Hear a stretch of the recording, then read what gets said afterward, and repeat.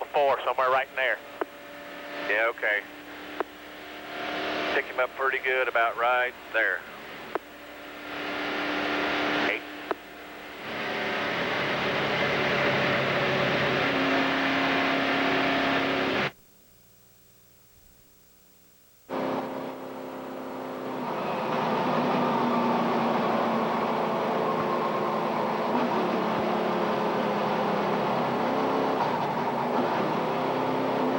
It'll be 1 to go when you get here.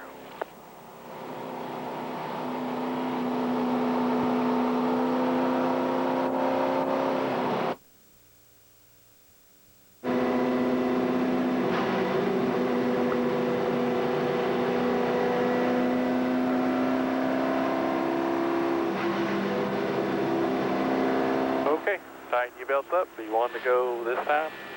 188 laps today.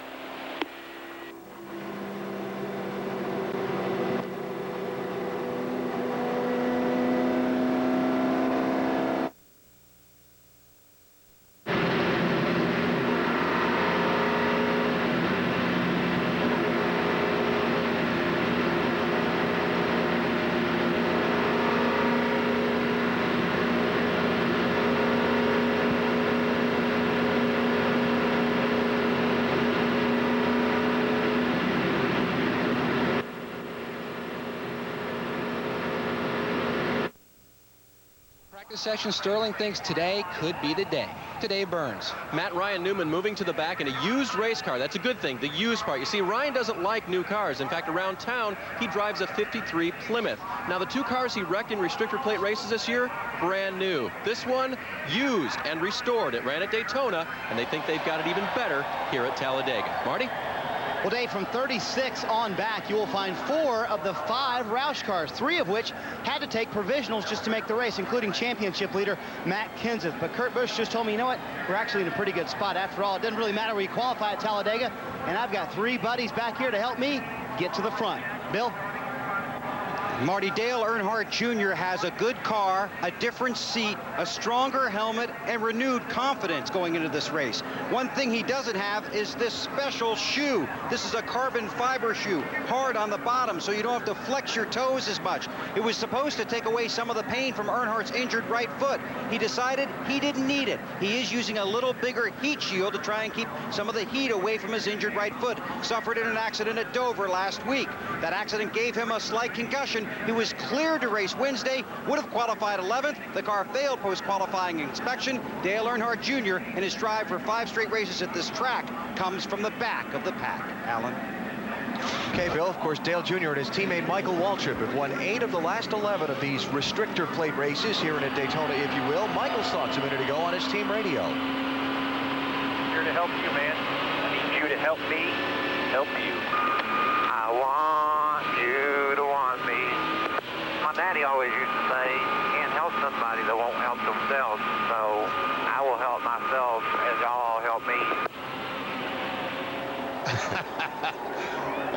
He sounds like he's all pumped up. Huh? He sounds like he's all fired, ready to go, try to win this thing. Michael going to come from row number 9 in the 18th starting spot. 188 laps around this 2 2/3 mile track, and we're set to go with the EA Sports 500.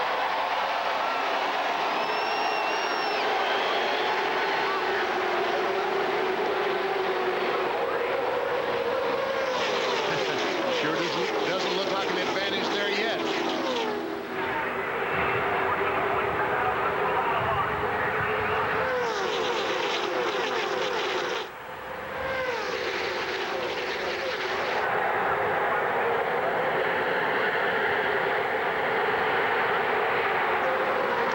Sadler, Jamie McMurray, still in pace formation, except they're about triple the speed now. Yep, they're starting to fan out about halfway back there. You see these guys getting in the middle. Going to try it out like Jeremy was talking about. Ever see Jeremy on the outside? Looks like someone has gone to the middle and forced Jeremy on the outside. Elliott Sadler leads lap 1. McMurray, though, still being pushed along by his Ganassi Racing teammate Sterling Marlin in that outside lane. And they're double wide for the top spot. See, Ward Burton, the 22 car, and Buckshot Jones in the middle. That's why Jeremy couldn't get down there. Got Jimmy Johnson in the second row. Oh, look at this. Look at this wad of cars. Ken Schrader with the charge up the inside in the 49. Bill Elliott and Tony Stewart pushing him. And Jeff Gordon had moved up in front of the 22 cars. Oh, it's so close in the middle at 3 and 4. Go ahead, Al. Sorry, I just say there's the first of the oohs. Yeah. This is, one of these racetracks where a driver's looking in the mirror as much as outside that windshield, because you've got to drive defensively here. So, as you see, Schrader just puts the block on Bill Elliott. Yep. That's what you're going to do. When you look up in the mirror, you see a guy making a run at you, you're going to pull up in front of that guy. You're going to block the pass, and hopefully also he's going to give you a push down the straightaway. You see the yellow line to driver's left as we ride with Michael Waltrip. Reminder that that's the out-of-bounds line. If you drop below that line in order to advance your position, NASCAR says you are out of bounds, you'll be penalized. Did you see that VP? Kenny Wallace had a really good run there, the 23 stacker car, but he couldn't go anywhere. Yeah, because he's in the middle and all the cars in front of him. And yesterday in practice, 23 car looked really good. Talked to the crew this morning. They were very happy, thought maybe this could be the day that Kenny Wallace wins his first NASCAR Winston Cup event. And Schrader looking around Jimmy Johnson there at the bottom of the racetrack. And as we watch coming from the back, Dale Earnhardt Jr. has picked up a drafting partner. It's Ryan Newman that is in behind him. Jr.'s up to 29th after starting in 38th. To the point, Jamie McMurray in that outside lane move. McMurray leads, Marlin is second, Dale Jarrett third, and pole sitter Elliott Sadler is fourth. And behind that, it's anybody's guess.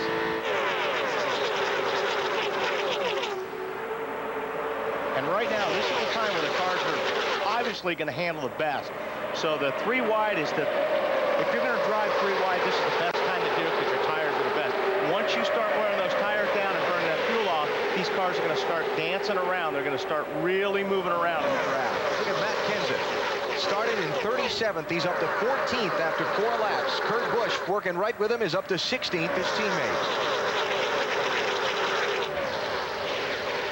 Bill? Dale Earnhardt Jr. and Michael Waltrip trying to remain running nose to tail. As soon as they got in those positions, the spotters called down. That's the 15 behind you trying to run with you. But it's hard to hang on to those positions. It changes so quick. Yeah, Ryan Newman got in between them, Bill. Ryan's trying to hang on to Junior and keep that run from the back going forward. Well, the 8 car there, everyone in the garage area knows that that car is fast at these racetracks. When we walked through the garage area this morning, probably the most often asked question of us, how many laps will it take the 8 car to get to the front? They all feel like he will be leading this thing before the day is over. Oh, he's going to try the middle. It's behind Ricky Craven. You can hear him get out of the throttle there. Again, he had a really good run, but there's just nowhere to go. And Junior's back around 34th.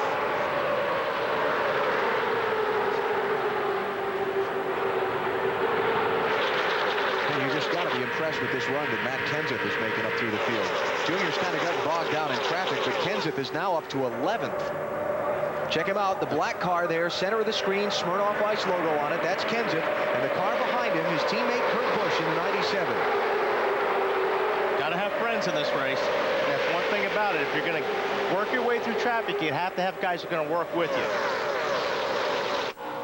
Dave, what are they saying about the 17 car? We talked about the 17 not being that great in qualifying and expecting that. I talked to Robbie Ryan about that this morning, and I asked him, Robbie, why is that you guys didn't work real hard on your qualifying package this year? He said, we focused on other things. We focused on the things we weren't doing well, road courses and 1.5-mile tracks, and they've improved their average finishes there. This we thought we'd let come to us because we control so little here on this racetrack where everyone's running neck to neck all day long. Marty? Dave, kind of the same thing on the 97 car. They knew they would not be good in qualifying, knew they would be better in the race, and he also had a plan to follow his teammate to the front. Designed from the very beginning of this race, Kurt said we're going to try to follow Matt to the front and stay up there as long as we can. As long as we work together, we'll be harder to beat. Yeah, They're working together very nicely right now, up to 11th and 12th positions. Kenseth started 37th. Kurt Busch started 39th. Now the cars are starting to get in 2 lanes, and not that 3-lane nonsense. The first 6 are single file, and then they're double wide from there on back. Yeah, a couple 3 wides farther into the field.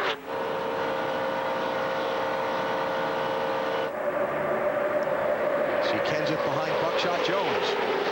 Back in the Winston Cup field for just the 2nd time this season in the 00 car. Buckshot running 9th. It's a former DEI car and engine that Michael Waltrip's NASCAR Busch Series team is fielding for the Georgia driver.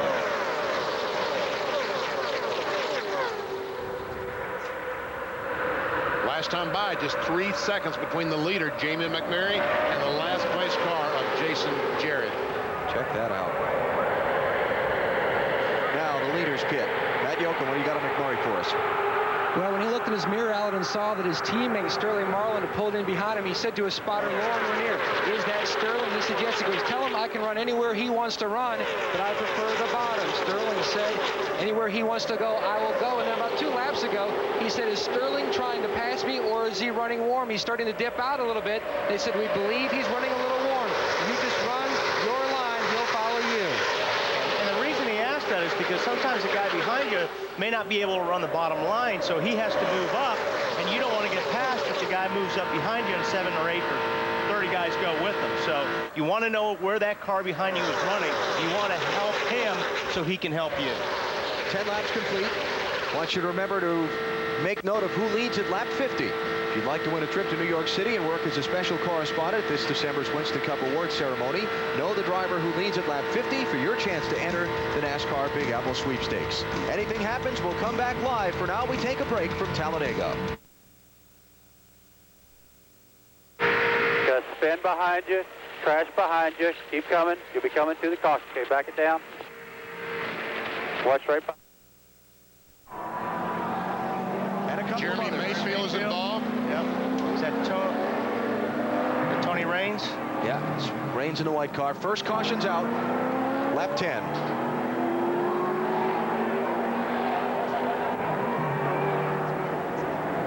And remember that there's no more racing back to the caution, so this is the point that NASCAR has to determine what order the field was running in as soon as the caution comes out, and set the cars back in that order before they come to pit road. And that's obviously going to be a huge problem here today because they're all absolutely. 2 wide and 3 wide. Yep. Spencer, Benson, all torn up. Go around. And Jeremy's right front is not turning. That's not a good sign. Car's rear suspension broken. See on the back right rear fender sitting down all over the tires. There's Larry Foyt.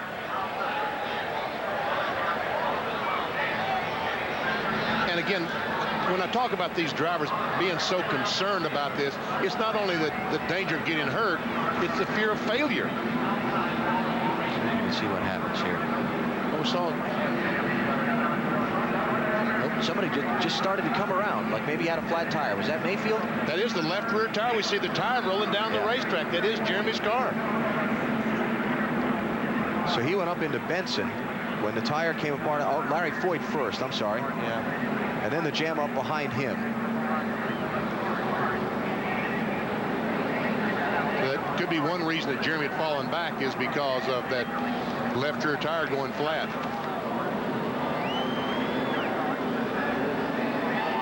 Don't get any one-car crashes here at Talladega, not very often anyway. 6 of them there.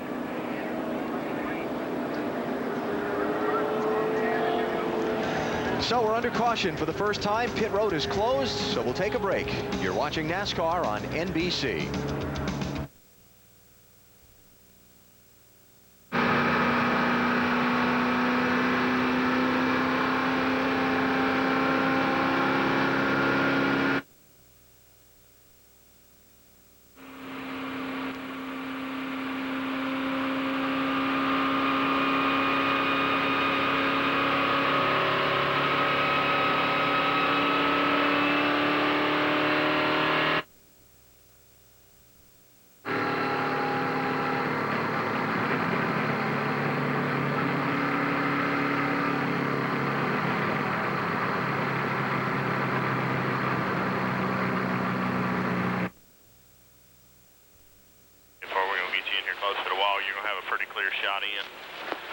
talk in here.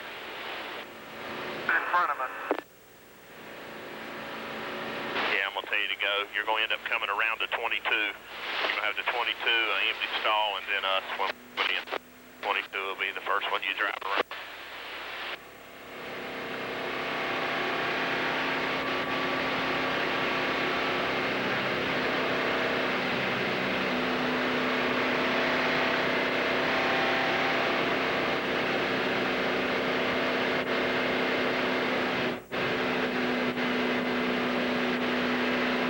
Pit road still closed.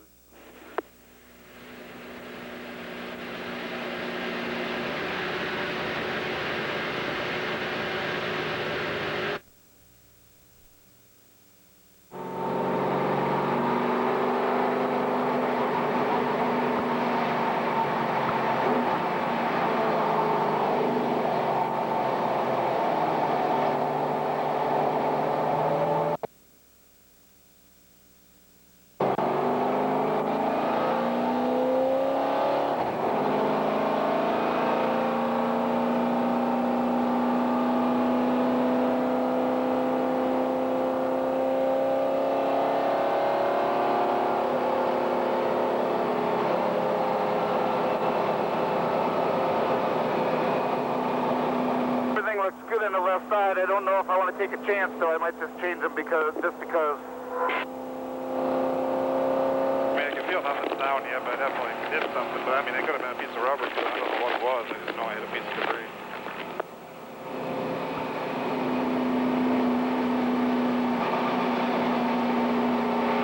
I mean, it's like we were yesterday. You know, if I can get up in there where there's all dirty air, turbulent air, I can do okay. But like as soon as the 97 went down there, and one car got to the other side of me, it just stops, you know. If I stay in a good hole, it's all right, but as soon as I have to do anything by myself, it just kills. Captain 4.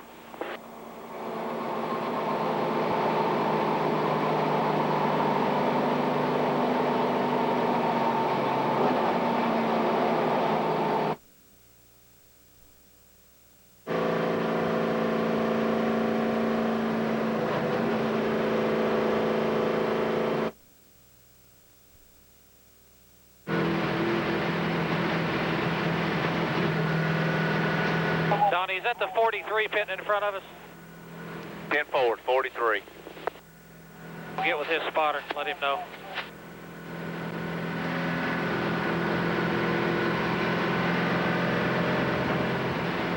Is it open this time? It said yet.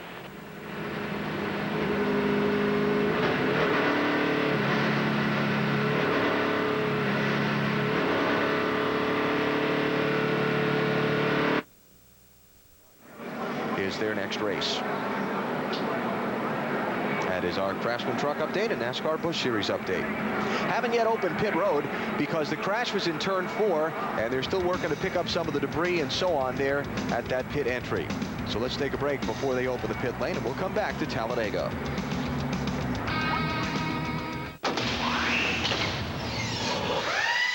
I know a little something about making good moves.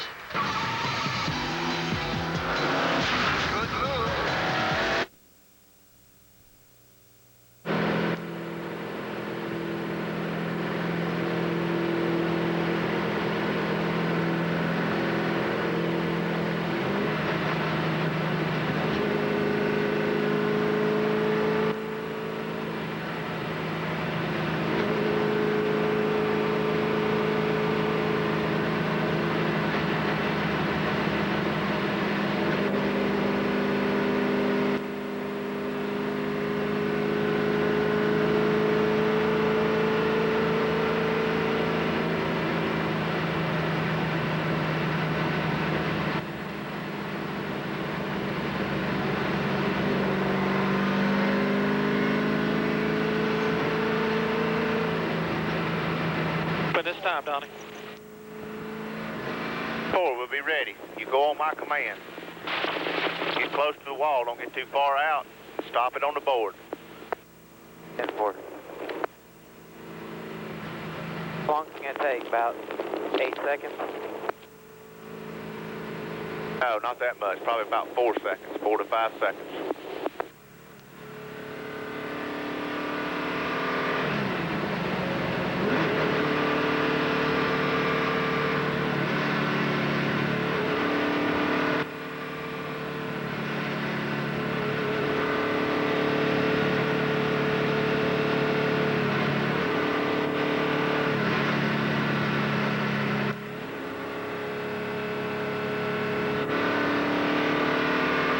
3600 at the line, 36. He's better. NBC Sports live at the Talladega Superspeedway, where the EA Sports 500 is under caution, and here comes the opening to pit road. First opportunity to get service under this yellow flag for the field. Dave? Casey Mears said, my car's a little bit tight, but nothing I want to change. No tires ran through his pit stall. They have to push him back. Now they can start fueling it before they send him away. Marty? Sterling Marlin already leaving, Dave. Fuel only for the car. The car has been excellent. This will help their fuel mileage today, Matt. There was some debate on the Ganassi radio about whether to pit or not. They finally decided to pit. 4 seconds of fuel for Jimmy McMurray, Bill. Still waiting on Dale Earnhardt Jr. to make it to his pit stall. He finally did. The front of the car is bashed in. The radiator screen is all torn up. Now they're going to go around to the right side, put on right side tires, topping him off with fuel. They bounce back and forth between tires or not. Now they're going to end up taking 4. So it's going to be 4 tires for Junior. He was so late getting down pit road, they went ahead and decided to make the entire change. But you can see the front of the car knocked in. Dave? Bill Elliott's radio was hung open during the last run, and then it came unconnected altogether. So they're putting a new radio button in there to try to help Bill communicate with the pits. They could not hear him during that entire first run. Matt? A traffic jam somewhat, Dave, here on pit road. The 32 of Ricky Craven tried making his way into his box. He was pushed off. Then he was rear-ended. Then the 98 of Jason Jarrett also involved. Cosmetic damage to the back of Ricky Craven's Pontiac. So I'm guessing that's who the 8 car ran in the back of is 32, because I'll tell you what, that hurts the aerodynamics of that car badly. Yeah, Christian Fittipaldi and Jason Jarrett also were involved in that stack up on pit road. So it's apparently the first set of pit stops has been fairly chaotic here. There's a pretty big hole that they have to fill there right in between the hood and the bumper. See if we can take a look at what happened. Well, we're riding with Dale Jr. here. It's behind Jeff Green. Dale Jarrett came out of his pit box up there on the left. A lot of guys checked up in front of him. That's the problem when you're going down pit lane and you're that close to a car. You can't see what's happening 2 cars ahead. So if somebody checks up in front of you, unfortunately, you're going to run into them or get run into. And no one is really going to change tires or just 2 tires, fuel only. So you have cars leaving the pits by the time that the back of the pack gets to their pits. Right, because they're not taking much fuel. Exactly, just 3-4 seconds of fuel. Now I want you to remember the spring race here at Talladega. Dale Earnhardt Jr. was involved, got some damage in that big lap 4 crash, and came back and won the race. He made 17 pit stops in that race and still came back and won. We'll see how many pit stops they make here. We'll see what the results like at the end of the day. Early caution is out in the EA Sports 500.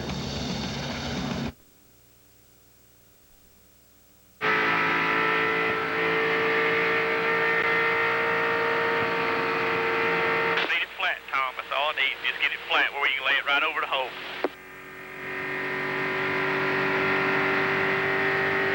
Pop rivet guns over here in the drill. 3/16 drill bit and pop rivets. Go.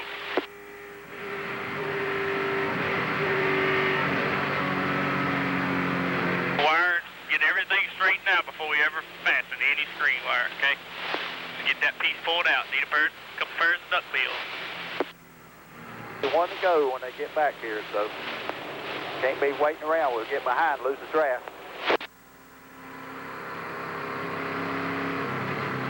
Just really ain't worried about putting the tape back on the upper grill. If I just get that screen wire out, get the bottom tape back up, we'll be fine.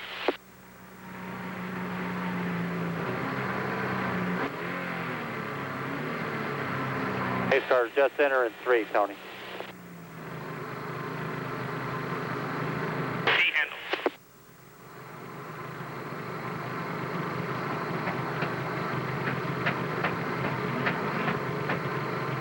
One to go when they come around here, Tony, like you said. Pace car just down the middle of 3 and 4.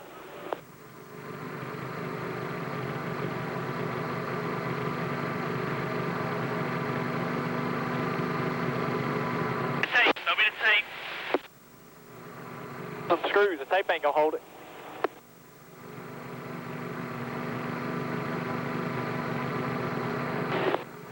We're almost at the beginning of pit road, guys. Almost at the beginning of pit road. They are. You got to move. Go. Be fine. Go ahead and get caught up.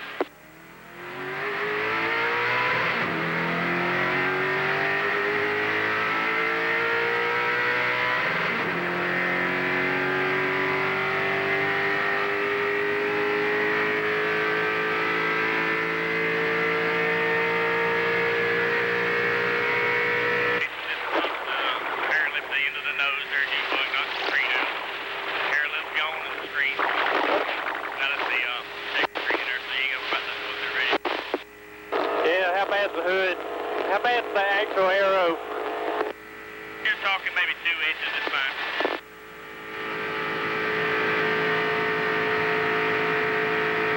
I mean, I've got it fixed. You ain't got to worry about it. There's a pack. The back of the pack's just now in the middle of 1 and 2. Plenty of time. Who started that mess, guys? Harvick.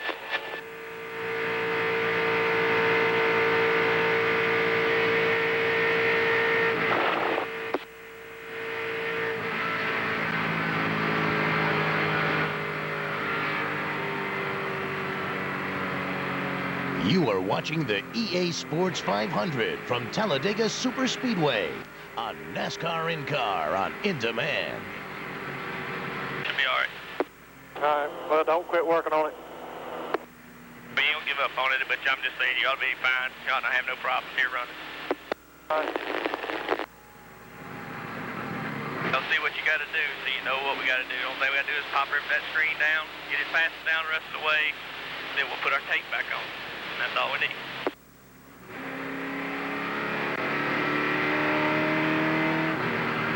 That rule sucks because you got to stay single file. You can't, I mean, what you're supposed to do, guys are stack up in front of you. I'll change all 4. Ford, I did change all 4. Pace car's off.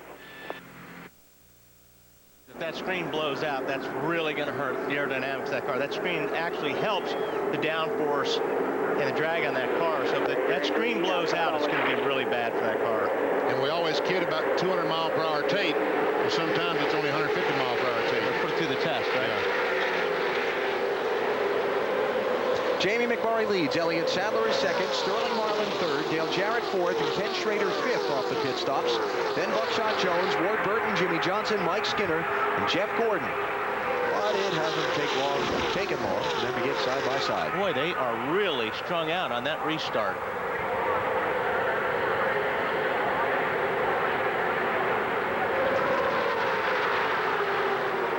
Give you an update behind the wall. Jimmy Spencer, Jeremy Mayfield, Larry Foyt, David Green, and Johnny Benson. After the crash, Foyt is going to be transported to a local hospital by ground for further observation. And while the field comes back to the line to complete a lap under green, let's hear from one of the drivers in the garage. Dave? That's Jeremy Mayfield. Of course, it sort of started around your car, Jeremy. What happened? Well, I'm not sure exactly. You know, I think we cut a left rear tire down and just took off. You know, I just went in turn 3 and just left rear dropped out from under me and just took off straight to the wall. And I just hated that tore a lot of the good cars out here in our car. And our guys done really good today, and just kind of biding our time, waiting for opening to take place there or whatever. But it's a bad day for us. Guys are working on it. Will it go back out?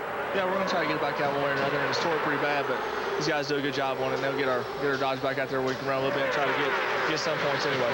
Okay, Alan.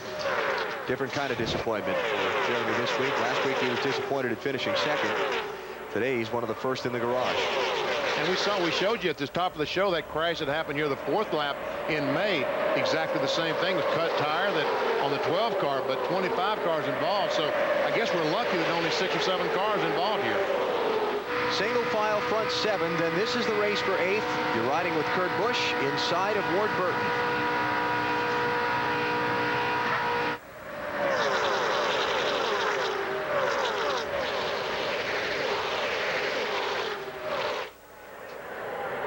Break out of line. Buckshot Jones with a move to the outside of Ken Schrader. Jeff Gordon going to get in behind Buckshot. More of the Buckshot cut loose there. More of the drivers in trouble in the early crash, Dave. Jimmy Spencer was in there. Jimmy, describe what you saw and what happened. The 19 car got into the wall, you know, so then somebody got into him, and it's Talladega, man.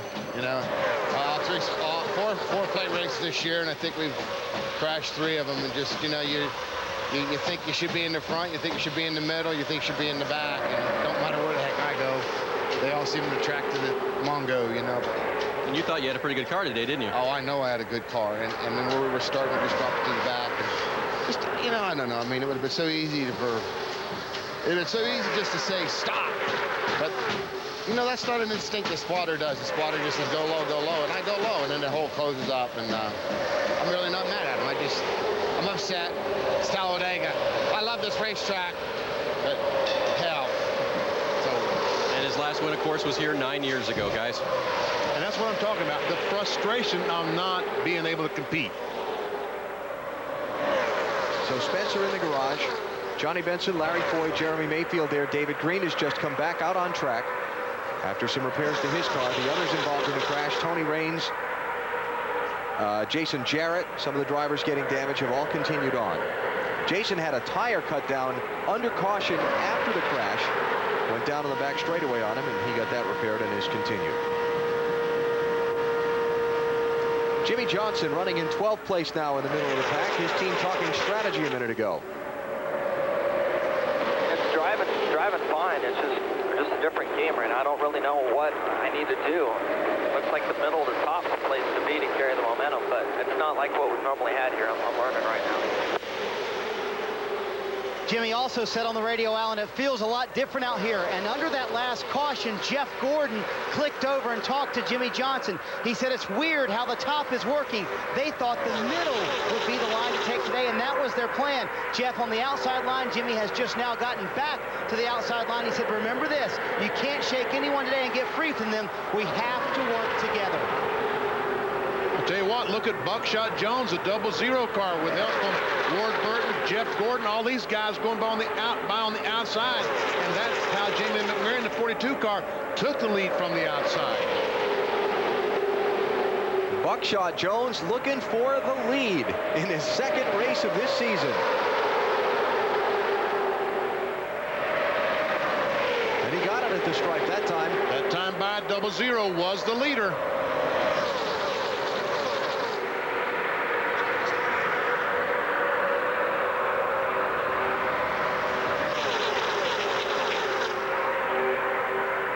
Still double wide. And triple. And look at the pack behind him starting to fan out. Not in this lead pack. Way back there, Dale Jr. The drive for 5 has got a little bit of a problem right now, Bill. Yeah, just not having a good time right now. He just radioed into the car. He's no good on the straightaway, getting a look there to see if that screen's still in the car. You guys would probably have a better look at it than I do from down here. But just says the car's no good on the straightaway right now. Can't make any ground up. Not too happy. Tough to see. It looks like the bottom part of the screen, I don't know if BP will take a look at it when it comes by this time. Looks like it's blown in, but I don't know. It's hard to tell. In fact, NASCAR race director David Hoots has just passed to the inspector, the official that's stationed in the A-team's pit, to tell them to work up a plan to fix that damage for their next pit stop. you see the grill there. See the damage on the grill and where they tried to tape it. And like Bill Weber was saying, they tried taping the screen on. Bill, you got more there?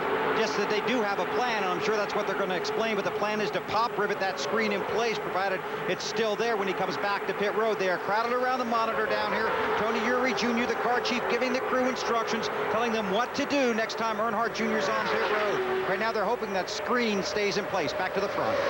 It's Buckshot Jones and Jamie McMurray side by side for the race lead. Last time Buckshot Jones led a NASCAR Winston Cup race, June 2001, Michigan. He's out in front now at Talladega.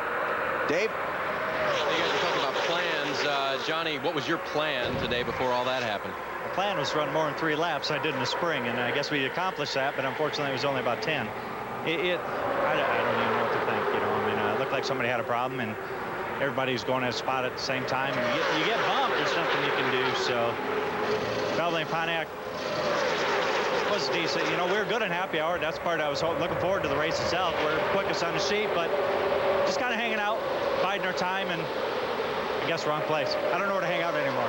If I got out the front, running fourth here, got wrecked on the last lap, and hanging out at the back, I got wrecked. I don't know where there's a good place. Nowhere to go here at Talladega for Benson, guys. Good place is a lead. Yeah, that's right now. Buckshot's in the best spot you can be in your Talladega. Sometimes even that's not a safe place. Exactly. 31 car lead pack there. Terry Labonte is the last one in that group, and he is in 31st place. Who's that down by the line? Tony Stewart. Michael Waltrip in behind him. Oh, just blowing by Kenseth.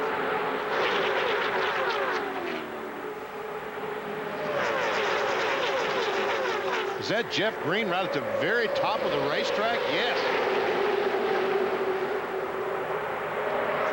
Oh, 4 wide. How about Tony Stewart, Marty? One of the things that happens in these big drafts, Alan, is that the car will sometimes overheat. That was the case for Tony Stewart before the last caution. It shot up to 245 on the water. They came in, took some tape off. Water is back down now. Car running much better. And both Benny and I talked to Tony Stewart this morning. He's feeling fine, hoping for a win today. Bobby Allison joins us in the booth when we come back to Talladega after this.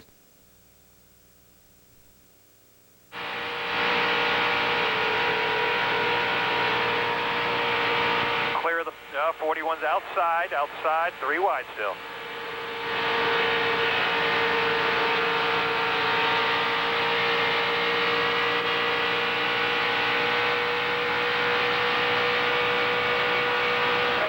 You got one more than 90. Behind the 90s, clear to the middle. You are clear to the middle. Still clear to the middle. You're clear outside, clear high. You got the 29 one car back outside. That's the 29 outside right there, all by himself. Oh man, you know it just. Oh! Calm, buddy. You'll be fine. Keep working on it.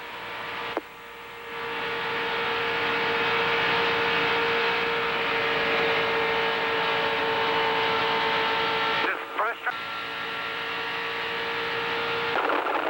Knowing what I know and seeing what I'm seeing, and I can't do nothing.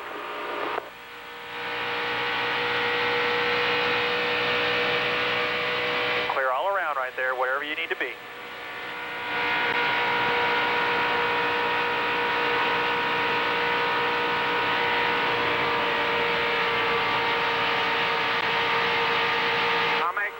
Myself an open shot, and they just drive off and leave me. Okay, man, we don't have the gear. We can't change it. Let's forget about it. I know. Forget about it. Let's do it. You are clear high if you want it. Clear high.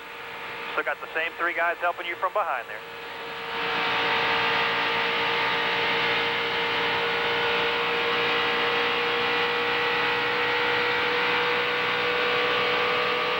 Side might be better. Buckshot likes it up there. You might like it too. There you go.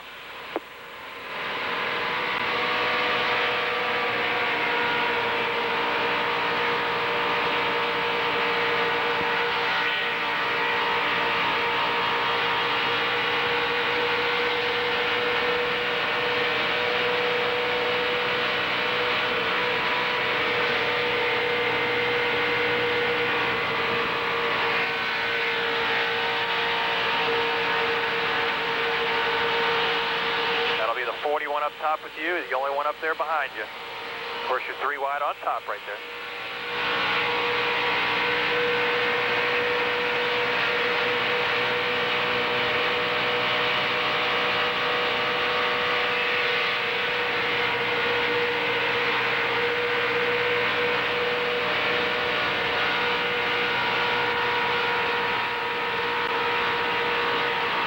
Still got that hole right there, 3 wide. You're on top. They're 4 wide right there in front of you. Third, 2, 3 wide. Ooh. And getting close. That was close. Yeah, Mark Martin was 3rd last time by. He's now back about 5th or 6th. And make that 4th. So many years here at this racetrack, we came to watch the Alabama gang. And the leader of the Alabama gang was honored today as part of the pre-race ceremonies, part of the Winston Victory Lap program commemorating the long run of Winston Cup racing. Bobby Allison, the 83 Winston Cup champ, 84 victories, 4 here at Talladega. And the leader of the Alabama gang is in the booth here with us. B.A., how you doing? Doing really good. What a good day this has been. How about that making a lap around the speedway, huh? That was wild, wasn't it? I'm telling you. They had me all suited up and over there in that driver's seat, and And you didn't want to pull in, did you? No. Hey, it's a tough deal. Bobby, the Alabama gang, you and your brother and Red Farmer and Neil Bonnet, and of course your sons and so forth, you really had a lot of support around here. You weren't native to here, but you certainly came to be considered an Alabamian. Yeah, that's for sure. You know, we're born and raised in Miami, Florida, and came here as a young man and won my first feature event in Montgomery, Alabama, the second week I was in Alabama. And the people in this state just adopted me. You know, the state is so pretty and the tracks are so nice here right from the very beginning, and I just had a great time here. And you said that was easy money up here in Alabama, huh? Yeah, you know, I mean, the money in South Florida was so much smaller than the money here, and then I ran good immediately, and like I say, got my first feature win second week here. That was really a great big boost for me. What'd you think seeing the way they've got Jamie McMurray's car painted up here for this race? That is really, really nice. I'm telling you what, Jamie came out and spent some time at the place in Hueytown the other day, and you know, got to talk to him a little bit. I've been watching him this year, and I've been very pleased with his performance, but to spend a little time with him and then see that car painted up like Davy's first Texaco car, just, you know, really, really looks good. Now, you are working with a group that's building a new Winston Cup team. We've seen come out a couple of times this year. Yes, Don Arnold Motorsports out of Naples, Florida. You know, Billy Bigley Jr. Is the driver, and just put a lot of good effort so far, but it hadn't showed. We've had some really crazy little problems right at qualifying time. At Indy, we need to beat 18 cars to get in there, and we beat 16. At Bristol, we're running really good, and had a battery problem right at the qualifying time. And then at Richmond, something happened that just didn't let the car go good enough, and so we backed up a little bit, and they're testing now to see whether we're going to go to Atlanta or Charlotte and give it a try again. Bobby, so good to see you here today. Always a pleasure. And congratulations on being honored as one of NASCAR's great champions, which you certainly deserve. Well, and Winston did so much for us, and I just really appreciate that, and thank you very much. Bobby Allison, leader of the Alabama gang, 1983 Winston Cup champion, here today with us at Talladega. Let's check that on pit road. Bill Weber, what do you got? Alan, very frustrating ride here for Michael Waltrip on the pit stop. They had to put 4 rounds of wedge in it. He was just loose. But the car and the traffic, it's just adding up to more frustration. His radio traffic a few moments ago. Oh, man. You know, it just...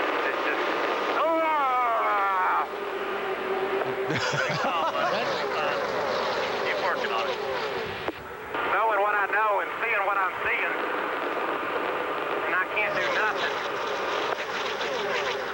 What he's very disappointed in is the gear in the car, and his crew chief Sluggard Labby apologized to him right at the end of that conversation. Said, Michael, we have the wrong gear in the car. I screwed up. I'm sorry. We can't do anything about it. Please just drive as hard as you can.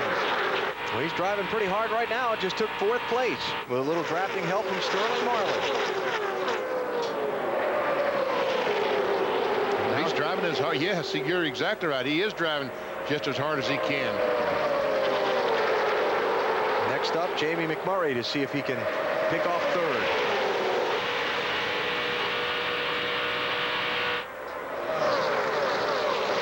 Cars, the slow machine on the inside they're working around. David Green beaten up in the lap 10 accident, his car. Whoa.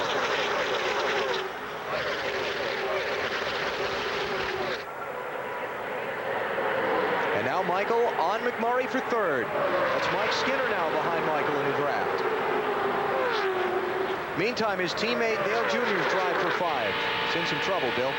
Still way in the back, Alan, with a car that's not very good as Michael continues to chase the 00 car up front. What they're doing down here behind the pit box is they're redesigning a front grille and a screen for the 8 car that's on the track.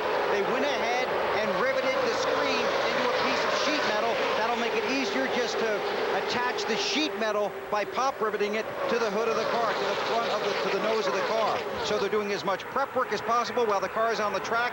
When Earnhardt comes on pit road, they'll try and fix it and make it better. The problem with that is if he does that under green, he's probably going to have nobody to draft with, and he's going to probably go down a lap. Yeah, think he can afford to try to do it on the green flag. He must wait for a caution flag, I think.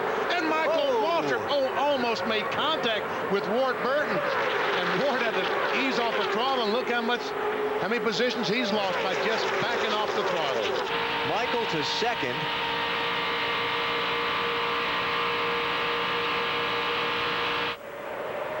Behind Buckshot Jones, and Ward Burton hanging in there, though now he's caught in the soup in the 3 wide. It's a hell of a drive, driver.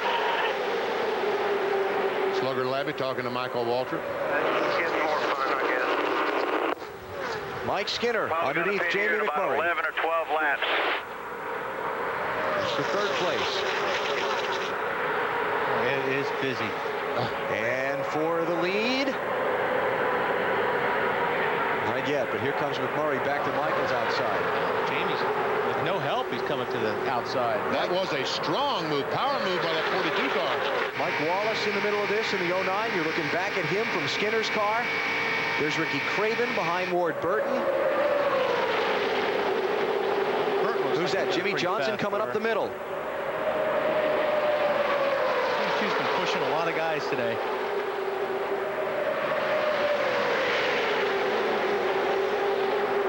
Here's Michael trying to the inside, trying to make his dive to the inside. Could not make that work.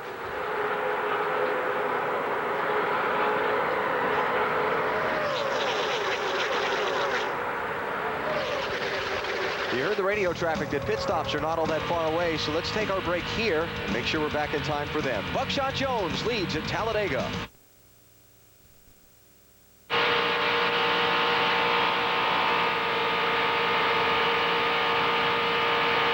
Still outside. 3 wide right there behind you. 22's in the middle. Clear to the middle if you need it. A 00 outside.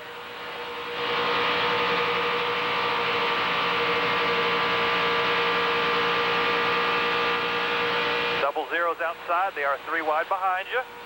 Middle line's moving back up. Middle line's there. Clear high, 3 wide behind you. Either side's clear.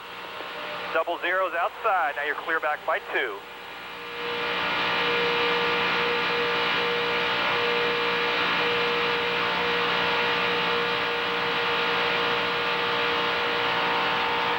Behind you, 5 deep. Coming to lap 42.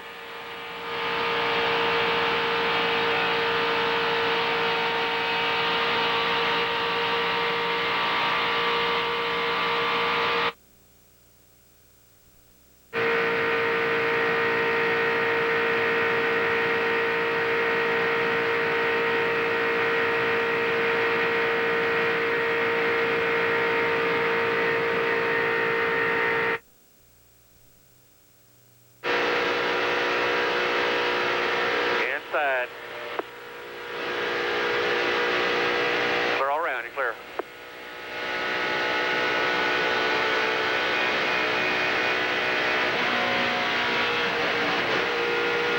Clear.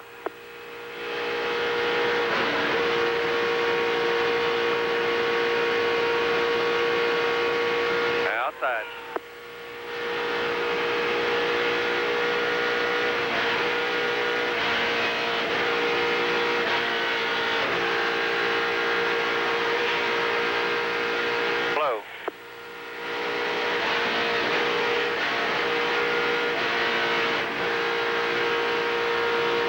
Outside.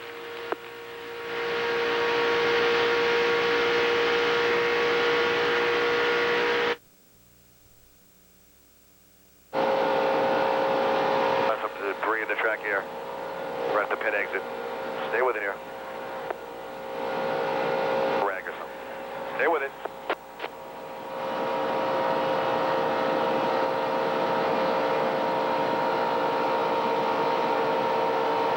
Straight back.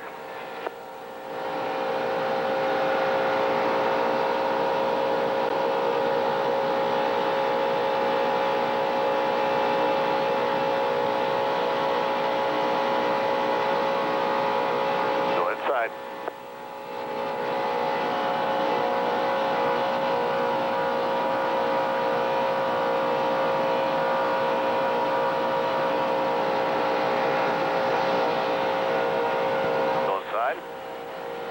by a quarter. Got some help coming here.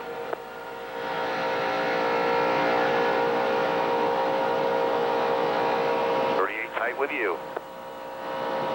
Team still inside. Slow, clear all around. Good job here. Good job.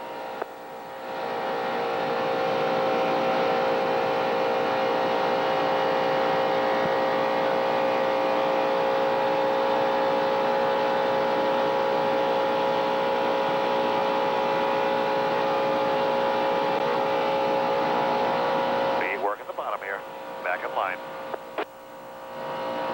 Behind him, it's on the 2 back to double wide.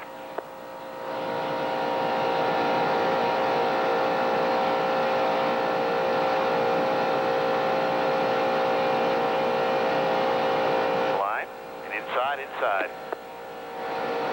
Back to the 42 working about him. Still widening mirror. You clear low with the 38 if you need it. D7 with you. 1 back to the 42 working the bottom here.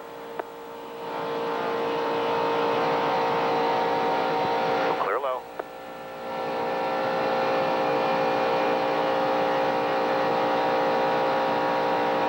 The 97 with you, the 01 with him.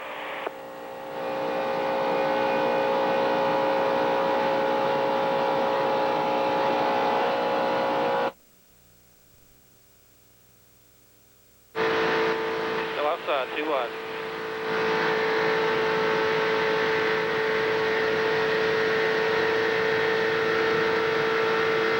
Still outside. Dean helping you.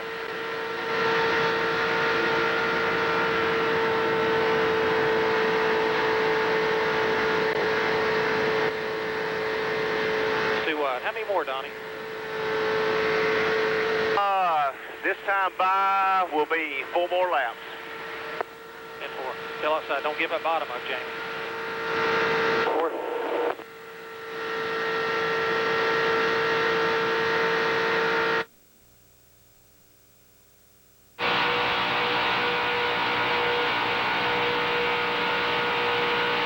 About 5 more laps, but 5 more laps. They should be pitting in a couple. Be aware.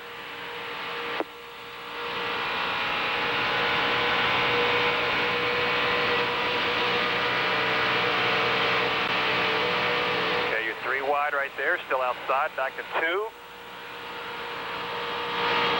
Nobody's behind you out.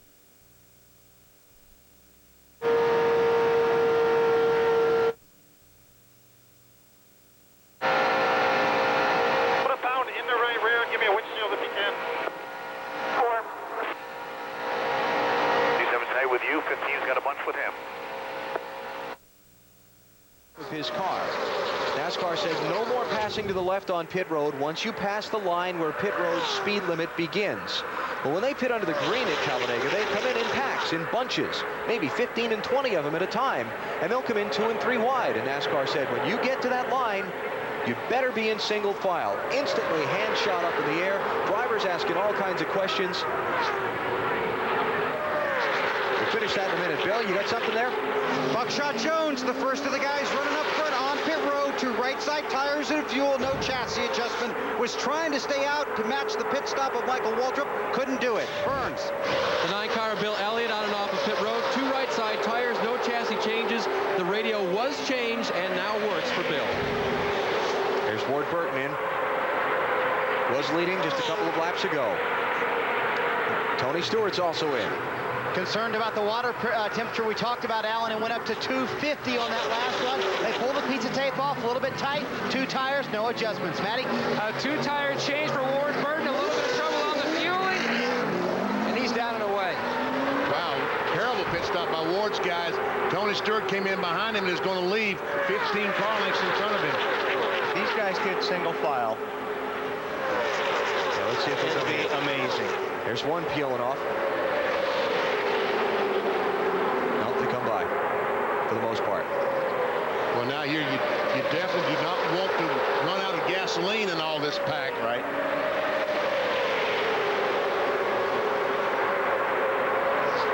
Kenny Wallace is in, Dave. And they said they do have a great race car this weekend. It was not a fluke that we led in happy hour. However, we're paying a price. Fuel mileage. They had to pit early, and they're going to watch that all day. Okay, look at the guy's hands. coming into the pit lane this time. So here comes the big jam. And just to finish that story really quick, Mike Helton, the president of NASCAR, ended up walking up to the microphone and giving a very succinct explanation and saying, this is the rule, you better follow it. And the rule is you cannot run side by side as you enter pit road. See, Elliott, and they've got to get, guys, come on, you got to get single file. There's no way you're going to be, I mean, you can't do it. See? Okay, now Skinner stopped. We'll see if they consider that correcting his own position. Marty? Jeff Gordon says the car is just a little bit tight, but I don't want any changes. There'll be 2 right side tires and a can and a splash. Dave? Little loose in, little snug off the corners for Bobby Labonte. He stalled the car out of fuel, 2 tires, and can't get it refired. Matt? A 2-tire change for Elliott Sadler. Meanwhile, they're going to go to work on the left side of Jamie McMurray's car. He has cosmetic damage to the left front headlight cover. Dale Jarrett, Sterling Marlin, Mike Wallace, Casey Mears, Jamie McMurray, Mike Skinner, Bobby Labonte, all leaving pit road. Oh, look at this. Guys, single file. Is that Robbie Gordon around the outside there? Yes. Jimmy Johnson to his pit, Marty. Having an excellent run, Alan. The car just a little bit tight off of 2, but they decide to make no changes. 2 right side tires. Chad Canal said go on my call. They get it full of fuel, waiting for that to happen. They say the signal go. There he goes, Bill. Michael Waltrip on pit road, 2 right side tires. They're going to wait on the fuel. Slugger told him, you wait on me, trying to pack it full of fuel. Fuel pouring out. Now he's got it, he's on his way. 2 stalls in front of him is Brian Newman. He's on his way with 2 right side tires and fuel as well. Kurt Busch, Rusty Wallace, Mark Martin, Dave Blaney also pitting there. Dave? Car is a little bit tight for championship leader Matt Kenseth. They're going to put a little bit more air in the right rear tire and change 2 right side tires and get him off the pit road as quickly as possible. Remember, fueling that 13.5-gallon fuel cell? Bill, up to you. Dale Earnhardt Jr. has limped his way onto pit road. Going to be a 2 right side tire change. They can't do anything with the grill at this point. Just send him right back out. That screen is slightly dislodged from that tape job they did on it about 50 laps ago. But to this point, he's still on the lead lap. Kevin Harvick coming off with Matt Kenseth. Is Matt waving him in front of him? Yeah. Yep. And here comes the pack, steaming by them. Jeff Gordon is going to take the lead on the exchange of pit stops. Well, he will once they steam up there and pass Kevin Harvick. How's that? Yes. Right now, Harvick in the 17 car. Kenseth would be first and second, but no more. Now that would be the new leader. So Jeff Gordon, Elliott Sadler, Kurt Busch are your top 3 on the exchange of pit stops. Outside. Now you're clear. I need 4 tires. He needs 4 tires because he flat spotted him. That's right. He came in there too hot. When he got on the brakes, he locked the tires up. That's why he asked for 4. Which is very smart of him. Yeah, it's very easy to do here at Talladega because you come off the racetrack at 190 mile an hour. You're trying to get the car slowed down to, what is it, 55 mile per hour for the pit road speed. So you jump on the brakes and you downshift, and normally you'll lock up the tires. Problem for McMurray is, see way ahead out the windshield? That's the pack. Yes. And he's out of the draft. Well, the good thing is he has Buckshot Jones and I think the 12 car of Brian Newman around him. There we see Buckshot coming up right behind him, so he's got good cars to work with. That 00 car is fast. I bet you he pushes that 42 right back to the pack in no time. The problem is the pack there isn't the leaders either. Because the front 5 have gotten away from that group. Check it here when they come back around to the start-finish line. We'll see the deficit he's got to him, and then we'll track it over a few laps and see what he's up to. How about that 42, Matty? Lauren Raniera's spotter told him try to follow, to try to cover up the air on that damaged left front. Try to see if he can let the 00 go by, but he feels like his car will actually still be faster out front of the 00.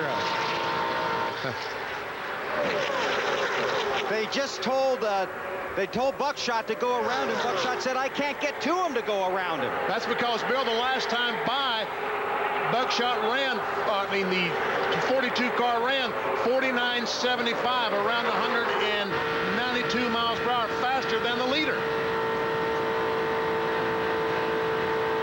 Yeah, watch this. I noticed this when we were watching, I think it was Jeff Gordon's pit. Watch the gas pour out of the can all over the gas man. Oh, no. Coming out the vent. Look at that. Oh, man. And although that stuff's not lit, it still burns. Now, McMurray was 7.2 seconds behind leader Jeff Gordon a lap ago. He's chopped about 3/10 off of that this time. Jeff Gordon was the leader of our lap 50. And you'll need to know that to win a trip to this year's Winston Cup Awards ceremony and serve as a special correspondent. Log on to NBCSports.com. Check out the NASCAR Big Apple Sweepstakes for rules and your chance to register every week. There's your front five. Now, those front five right now will probably stay in line and not race each other because they are away from the rest of the pack. And they know if they stay single file, it's going to be hard for these guys that are 2 and 3 abreast to catch them. From 5th place, Rusty Wallace, to 6th place, Tony Stewart, is a little less than 2 seconds. So we'll see if that second group is able to make up any ground or if the front few will stay in line and try and get away.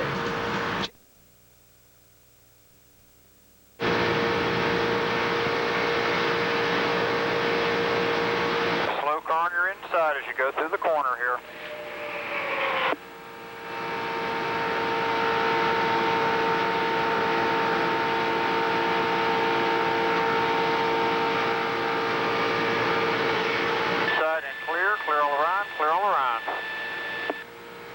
Said he's running a tick high with the fan off, so just so you know that he just backed up a little bit. He's right there.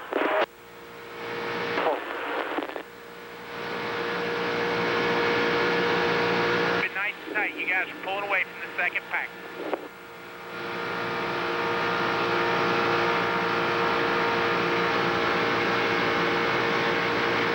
Another slow car on your inside here. Good package.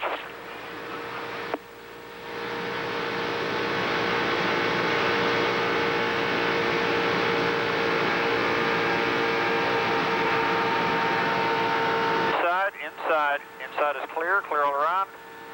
Nice and tight here.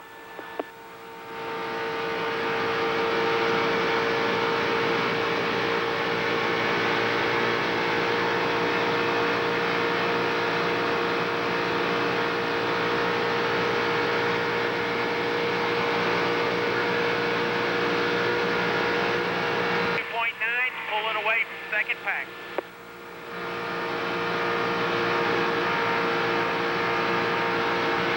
Work here, Wallace, first class. 5 in a line and clear all around. Definitely use a little bit more gas right now, okay? In 4, we're figuring that in. Thank you. Did a lot of feather time before I'm wide open every lap, just like I did in practice the other night. In 4, just keep it tight. You guys are pulling away about 2/10 lap on that second pack.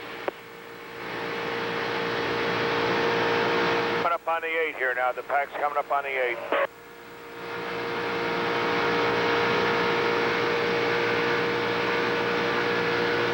Going by him on the high side.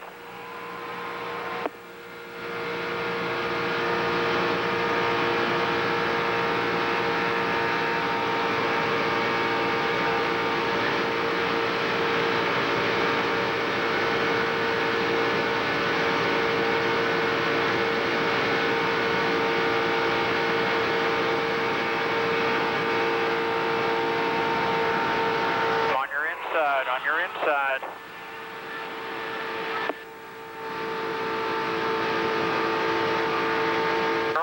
Clear on the 8. Nice and tight.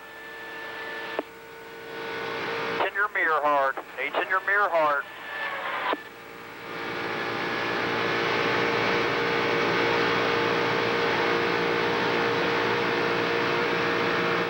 We got to get tight. That pack caught us on that lap a good bit. Nothing I can do, boys. Just wide open.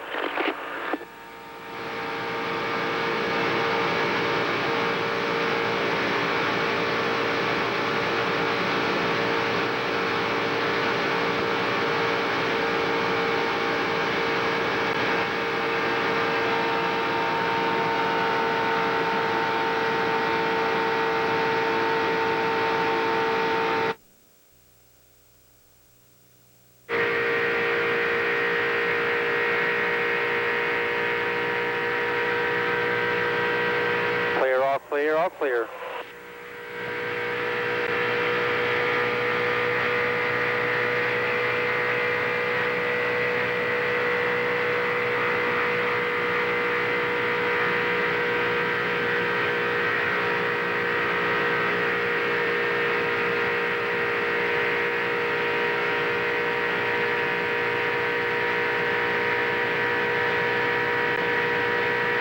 All clear. Nice job of sticking in there, buddy.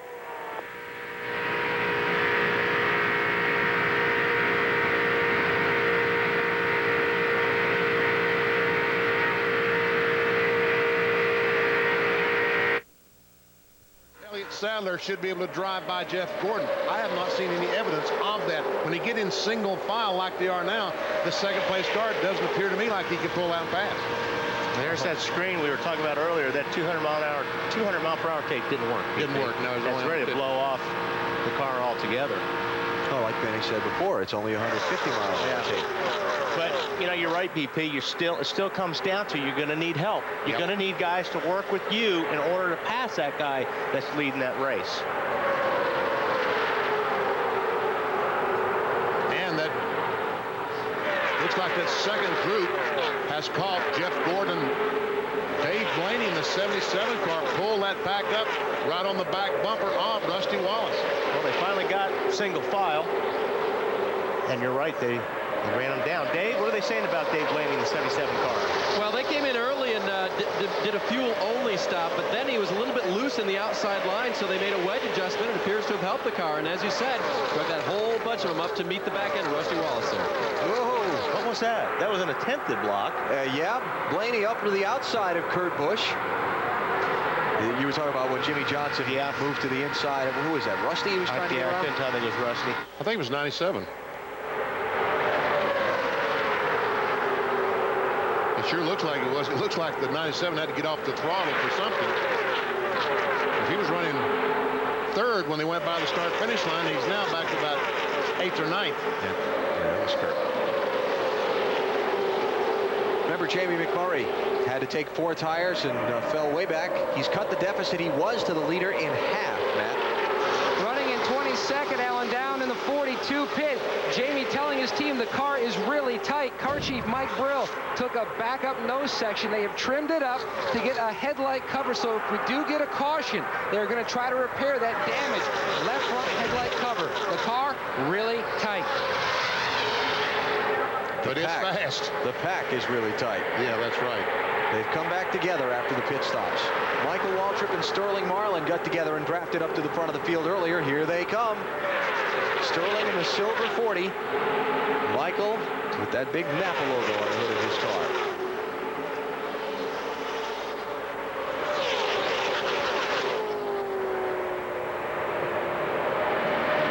Casey Mears in behind them. Jimmy Johnson's hung up there in the 48 car, waiting for somebody to come up and give him a little push. That Kurt Busch? Yes. Get it from Kurt. Yeah, now he's got to depend on the guy that just used a little bit ago to help him try to get back to the front. All this going on from 4th place on back. Jeff Gordon, Elliott Sadler, Rusty Wallace top 3, then Jimmy Johnson in 4th. This the race for 5th. Mike Wallace in the 09 pushing Sterling Marlin through. 66 of 188 laps complete in the EA Sports 500 at Talladega. You're watching NASCAR on NBC. We run with a fast crowd, a tough crowd. More like a mob. You're low, still 2 wide.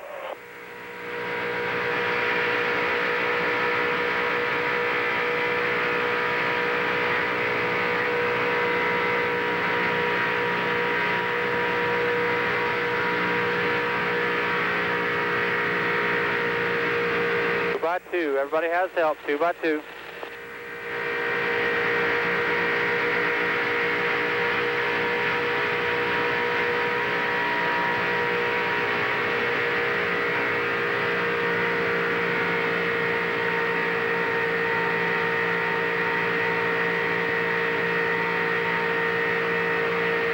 By 2. 2 by 2. You got the 17 and the 6 with you on the bottom.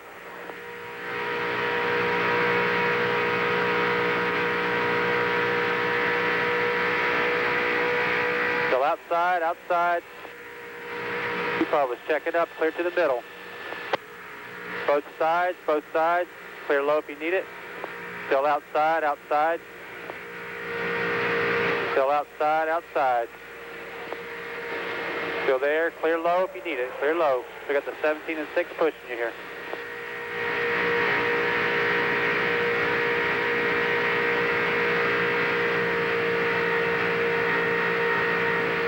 Everybody's 2x2, 97 has help with the 29. 2x2.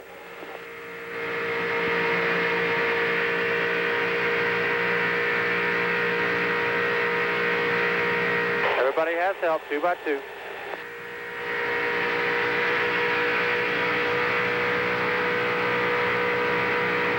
Still outside, still outside.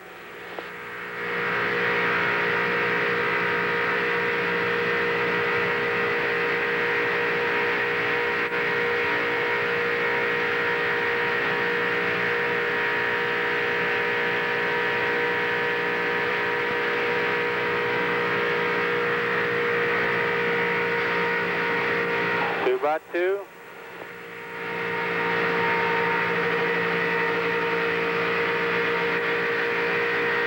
Two by 2, about 7 back. Still there, still outside.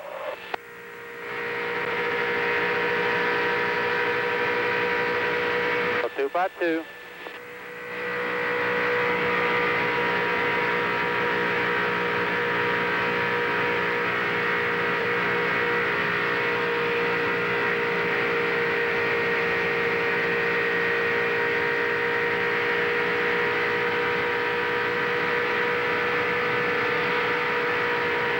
Clear to the middle. 2 by 2.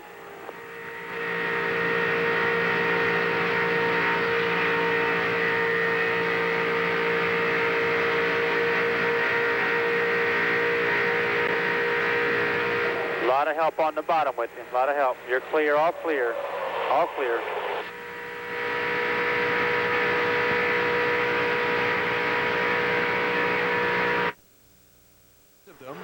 Their Talladega win was their only career Winston Cup victory. Richard Brickhouse, Dick Brooks, Lenny Pond, Ron Bouchard, Bobby Hillen, Phil Parsons, and his brother, all winners here. Davey Allison and Ken Schrader winning here, also had additional Winston Cup victories elsewhere. Who will it be today? Will there be another first-time Winston Cup winner? Highest candidate is Mike Wallace, been shuffled back to 7th spot right now. But right in the thick of it. Now I want you to watch this glob of cars coming by. We normally call it Through the Field. I'm not sure if we shouldn't retitle it Through the Pack today, but we'll try. Jeff Gordon is the race leader. That much we know for now. Marty, what's he saying? We'll do our best, Alan. Gordon's car really good right now, going for his 7th career restrictor plate win. A little tight when someone is on his right. That's why he likes to be out front, Matt. Elliott Sadler in tow, looking for his first restrictor plate victory. The car is neutral, but he did say earlier it was free in the center of the corner today.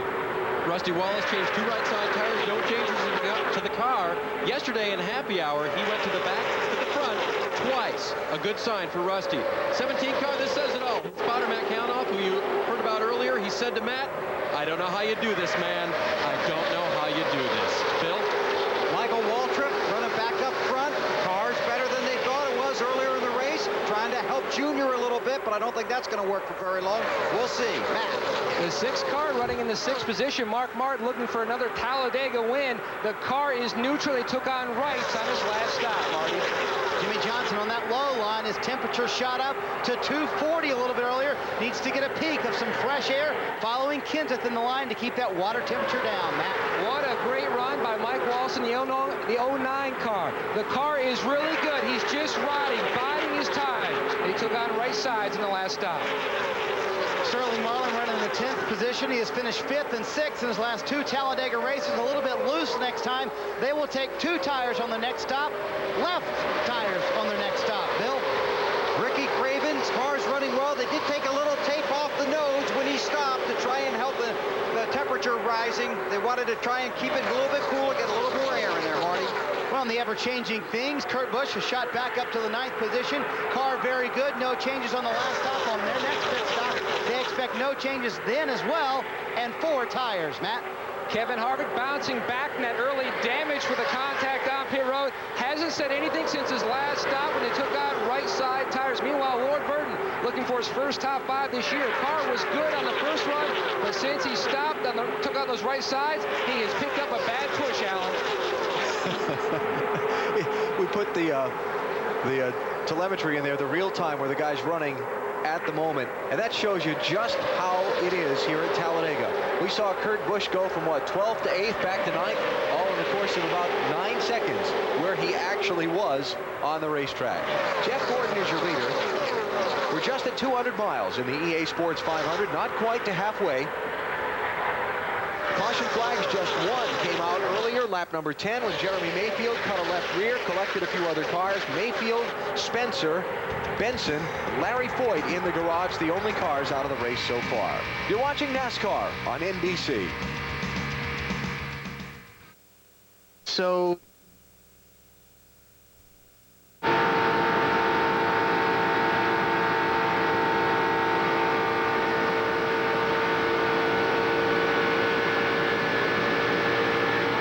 on the water.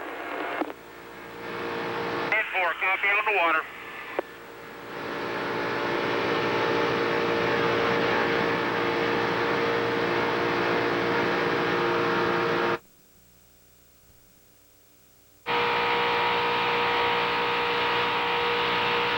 '97's with you now, and they're 2x2 behind him.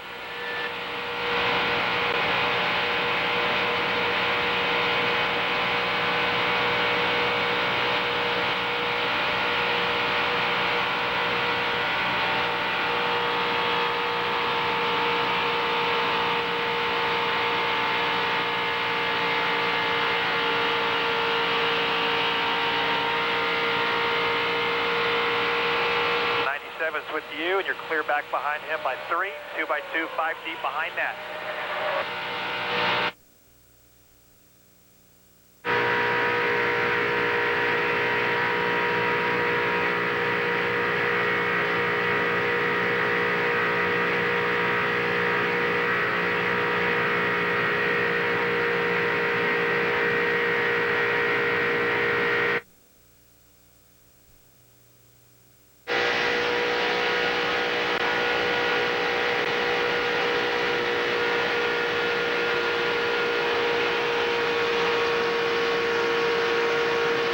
Outside, 2x2.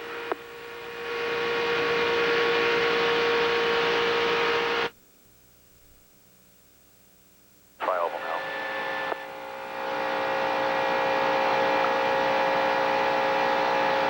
Back to the 48, he's clear by 2.5.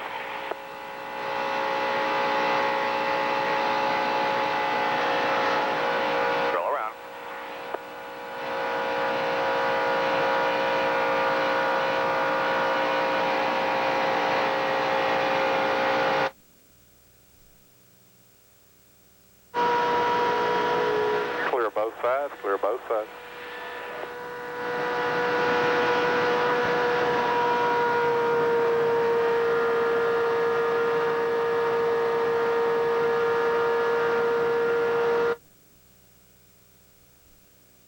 Top up here. It's a slow car up there.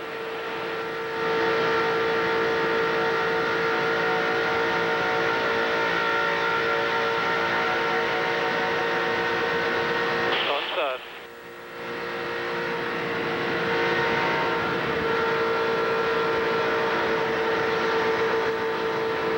Sterling if you need it. Still outside.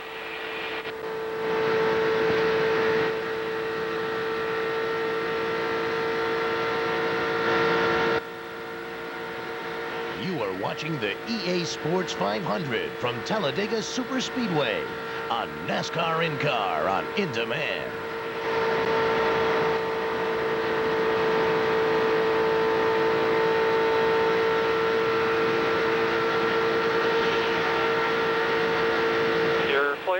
Clear all around.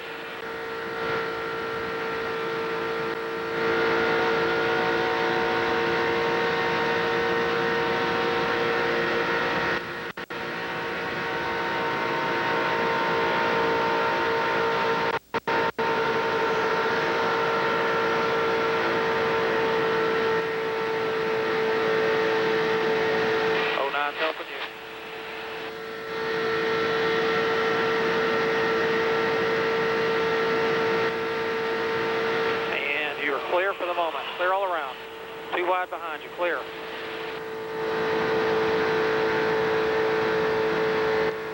Clear all around.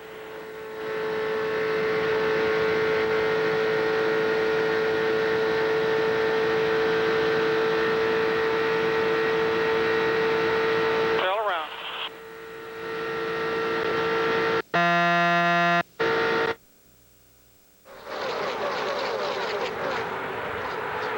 Going to be coming up on some pit stops again in another 10 laps or so. Most of the leaders were in at lap 50, 51, 52.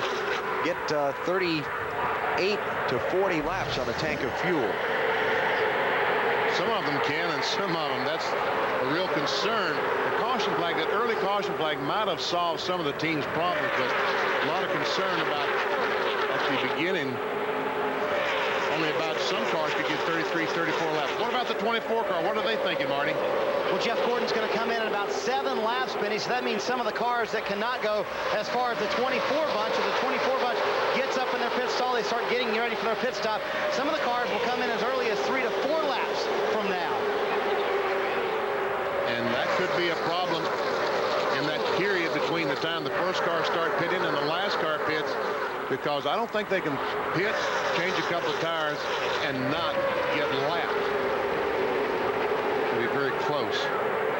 See Michael Waltrip making some moves in traffic, trying to get back up toward the front. Sliding up in front of Kevin Harvick. Now Jamie McMurray moving up to try and get the draft from behind. Racing there with Kurt Busch for 6th place.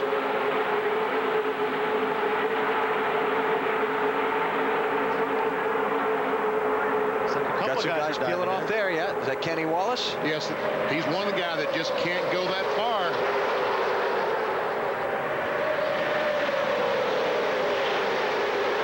Ken Schrader is in. Kenny Wallace is in.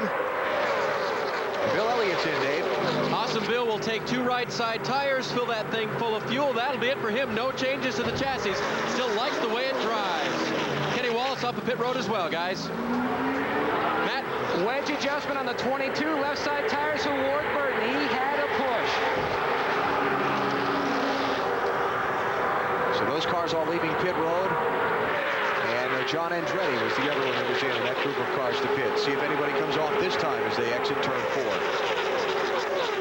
Remember the pit road rules. Can't pass to the left. You've got to be in single file before you get to the speed limit line at the beginning of pit road. Looked like they stretched that the last time. Looked to me like they stretched that one a little bit. Push the envelope. Here's Tony Stewart, Marty.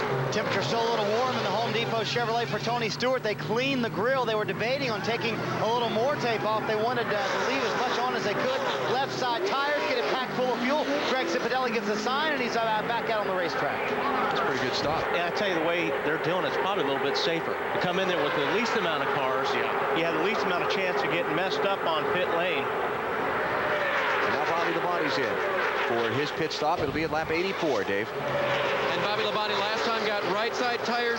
Actually got 4 tires last time. This time they're going to take on 2 left side tires. No chassis adjustments for the former Winston Cup champion. Remove a windshield screen, though. Needs to see a little bit better out the front. Remember, he lost a draft before because he stalled it. This time he did not stall it before he came in and pitted. I think the last time they ran out of gas, this time they stopped a little bit early to make sure that didn't happen. Is that not right, Dave? Didn't he run out the last time? Yeah, that's what I meant by stalled at BP. Yeah. They actually ran out of fuel and then had to get refired. Problem is he's going to be a lap down now. He was almost a lap down when he made his pit stop. A lot of hand waving now again, so we see a lot of the front runners hitting pit lane this time. And just to get back to the last time, we saw Mike Skinner kind of scream by on the outside coming to pit road. He basically, he passed on the right, but then he stopped and got back in line behind all those cars he passed. NASCAR said, okay. He corrected it. He corrected himself. Okay, let's see. Jeff Gordon, Elliott Sadler, Jimmy Johnson, Dale Jr., Sterling Marlin, and others. Rusty Wallace takes over the lead. Marty? Jeff Gordon hits pit road a little bit tight. They decide to make no adjustments on the car, however. This will be a 2-tire right side stop for Jeff Gordon. His teammate Jimmy Johnson in front of him. Left side tires for Jimmy Johnson. A little loose in. They make an air pressure adjustment, trying to tighten that car up. Bill? Dale Earnhardt Jr. at a very odd angle, but his car looks legal in that pit stall. Cars having to go around him, including Buckshot Buckshot Jones, who's now at a bad angle in his pit stall. Junior's going to have to back up. He's going to maybe block traffic, try and work his way out. That was ugly. Man, Junior cannot catch any kind of break today. He has trouble getting his pit box, and now couldn't get out. Had to be backed up. He's going to lose the draft again with the lead cars. Mike Skinner. He was just coming off pit road. Something happened to him when he left. Championship leaders in, Dave. Right side tires for him, Alan. No chassis adjustments, no air pressure adjustments talked about. Matt likes the way the car is handling. Just a little bit worried about guys getting around the lapped cars not in line. That was his only concern on the track. Bill? Michael Waltrip and Ryan Newman came down pit road together. The crew chiefs talked it over. It's left sides for Waltrip. It's also left sides for Ryan Newman, who is 2 pit stalls in front of him. The tear off from the windshield, full load of fuel. The 15's on its way, and so is the 12. Kurt Busch was also on and off pit road. Jason Keller, Joe Nemechek on and off the pit lane.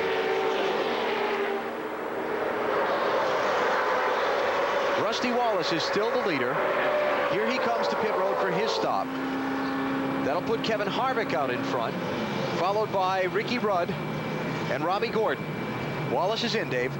Right side tires for him, no adjustments for him as well. Fill that fuel cell full of fuel. Rusty happy with the way the car is handling. And remember, we talked about yesterday, he was able to run through the pack. Matt? Dave, they're going to make a wedge adjustment on Terry Labonte's Chevrolet, and also you see about a hard 2 or 3 crates there. They clean off the grill, left side work done. Stepped in front of that car to clean it off just as he was getting ready to go, huh? Mike Skinner's been back in. Bill? He was back in. They worked on the left front wheel well. Damage he got. Looked like he must have hit the 8 car when he was trying to get out. Waiting right now for Ryan Newman maybe to come down pit road. Thinks he has a tire going down. Ryan Newman, really, he was just in for his stop, so must have picked up something when he left. Here was Kevin Harvick, who took over the lead. Yeah, there it is. The tire, don't worry about fixing it now until we catch the yellow. If it's going to get into the tire, then we got to fix it now. That's coming off turn 4. All right, Matt. And the 29 is in. Right side work on Kevin Harvick Chevrolet. Going to try to do a little bit of work on that car. Mark Martin also in. They tap him off. Dave Blaney, Jeff Burton, Ricky Rudd also pitting there. There's Newman. They changed left sides. Guess what? Have a right side go flat.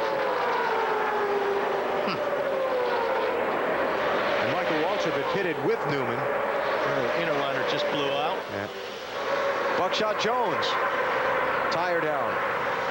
And we can see just how much damage those blown tires can do. And there's some debris. There will be a caution flag. You know, I wonder if these guys are blowing these tires because they're not changing right sides and they're locking up the right fronts going in the pits. Good point. Coming down. Down on the apron. Caution's out. Caution is out. Caution is out. May have slid it, Bobby, and flat spotted it.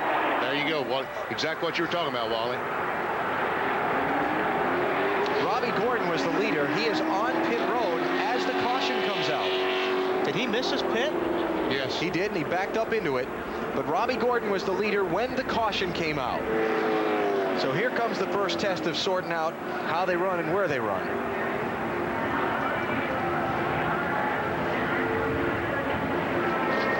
As Jeff Gordon brings the rest of the pack. I think Jeff Gordon's going to still be the leader. How about that? Stop. Get your pit stop, change tires, and still be the leader. The word for NASCAR is Robbie Gordon is the leader. They will put the pace car in front of him. Well, but he hadn't pitted. He had not pitted, and when the caution flag came out, all those other cars slowed down, and he had to back up, but basically while they slowed down, that gave him an advantage. Well, that'll be the first instance to go back and study as they, refine the rule over the weeks, is how that played out. Now it looks like that Kenny Schrader is going to be the lucky dog.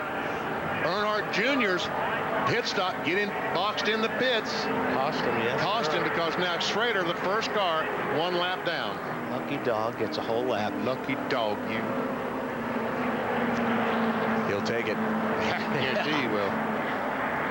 So Robbie Gordon, Jeff Gordon, Jimmy Johnson, Elliott Sadler, Mark Martin, Dave Blaney, Kenny Wallace, Ricky Rudd, Kevin Harvick, Bill Elliott. That is how we see the top 10 at this point. 27 cars on the lead lap. By the way, Bobby Labonte did manage to stay on the lead lap after his pit stop. Caution probably helped him there. And the pit road is going to be open here for the lead lap cars. See if there's any takers. They were all just in. Yeah. I think seeing all those tires go down, I'm not sure if I wouldn't come in and change the other ones too. Here comes Robbie Gordon, the leader, right back in to change the other side. Is that Mark Martin peeling in? I think that's pretty good strategy. Yeah, it looks like Mark and Kenny Wallace. I think it's good. Ricky Rudd. See if they change right sides. No, looks like they're just putting fuel in some of those cars. Right side's on the 20. Okay, Bill.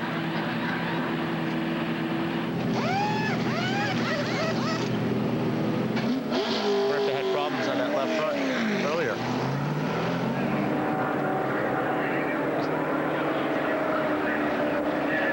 Cars in, Matt. 4-tire change, Benny. The car is tight. They did fix that damage to the left front on the previous stop. They didn't take on any tires. They're going to work a little more on the nose of the car because they feel like that maybe he is getting a little bit of other aerodynamic damage there, so they're going to try to work on that. See if they're working on the car. And that's a good move because as good as that car was. Good shape. We ain't got nothing to lose now. And check this out. See the tire mark on the door? That's how close they're getting out there.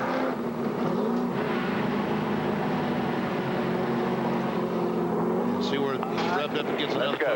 That's good there. No problems on the right side are the key. So we're under caution for just the second time in the EA Sports 500 for debris on the racetrack. And Jeff Gordon will now be the leader.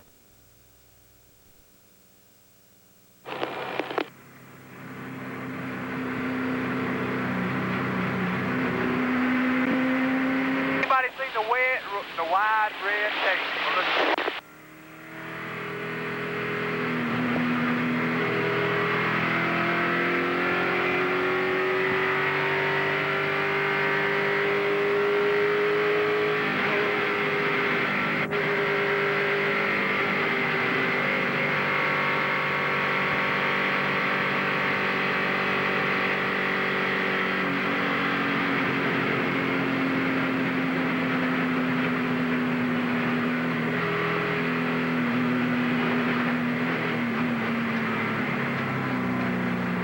.900 when you get to the line.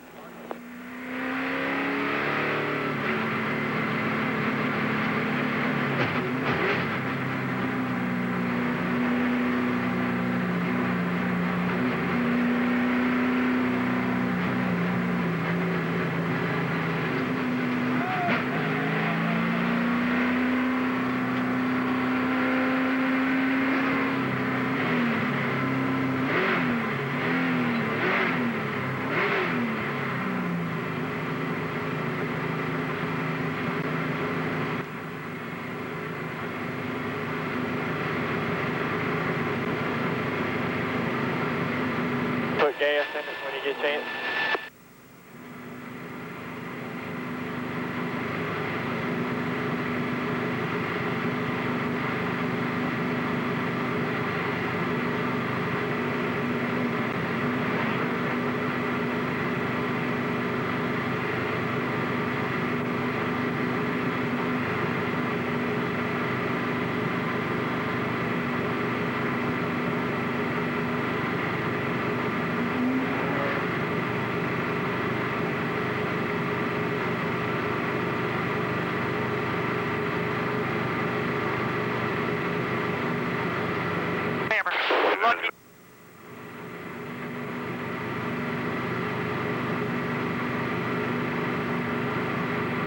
Ty, where's the cars at?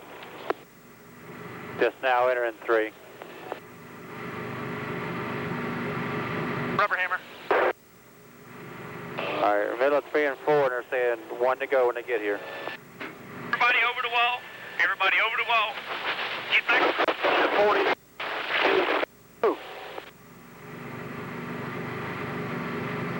Just now in 4. Go ahead.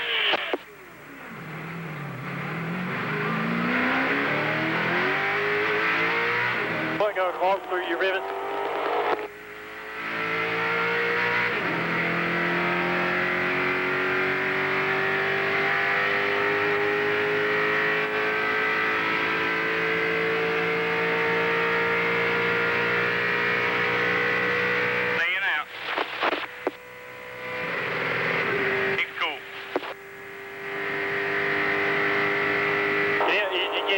over top of the grill just like we'd race it.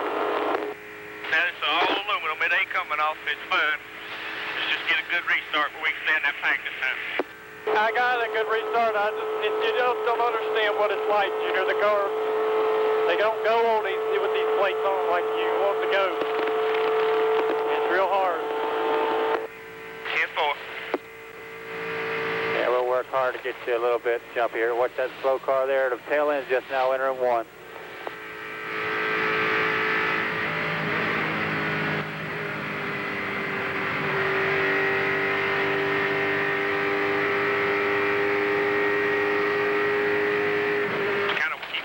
Water temps, it might run hot there to start. I guess that's calculated close enough to that would help. But it's an opening just like we had to start the race. You'll have to work on it no more.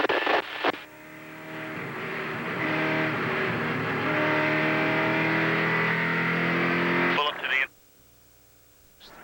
Kurt Busch also in the top 10. None of them stopped under this caution flag. Jarrett, Bill Elliott, Jeff Burton, Bobby Labonte, all on the lead lap. 28 cars on the lead lap, so Bobby is in there. 20 stop. See, the damage is pretty severe to the 00 car taken behind the wall. What, Tony Stewart? Yeah, Tony I think he did. I thought I saw them put right sides on, maybe 4.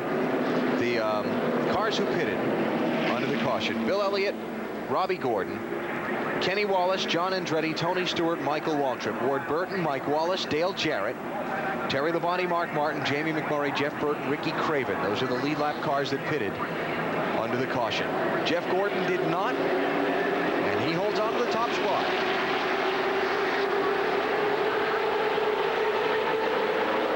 And boy, it takes these cars a long time to get going. Here's Junior driving to the end, diving to the inside already, trying to get back up front.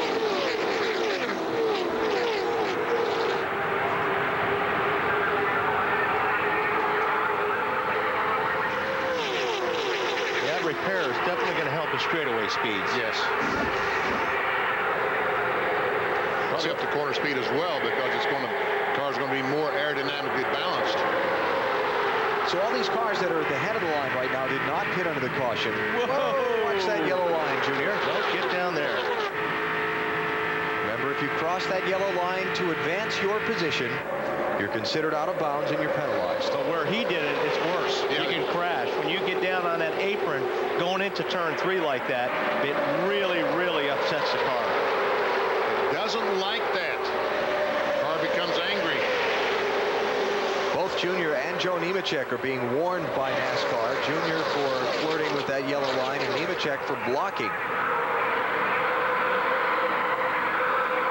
Nemechek, Junior, and Jason Keller in the DEI 1 car, the Pennzoil machine, are now the first 3 cars not on the lead lap, and they're racing for the Lucky Dog Pass. And they're right together right there. I think Junior seems to understand that, because he's very aggressive right now, trying to get up in that position. Bill, what do you think? You're exactly right, BT. I was just going to say, I can't see the whole race, but I can certainly hear what he's saying. And you can hear just by his voice, even before they went back to green, he knows exactly the situation he's in and what he has to do. But right now, what he has to do, Bill, is pass that yellow car in front of him. And that's why I like this deal, because now the cars that are lap down have to race hard. If Earnhardt's the lucky dog, you ought to do that poll again and see how the fans vote this time. You're right, Bill. Whoa, he's hugging that yellow line, isn't he? Oh, he is. He wanted to get underneath that 1 car and do exactly what he's doing. Blow by him down the backstretch. He's got Nemechek behind him. It's a tough spot for Jason Keller there.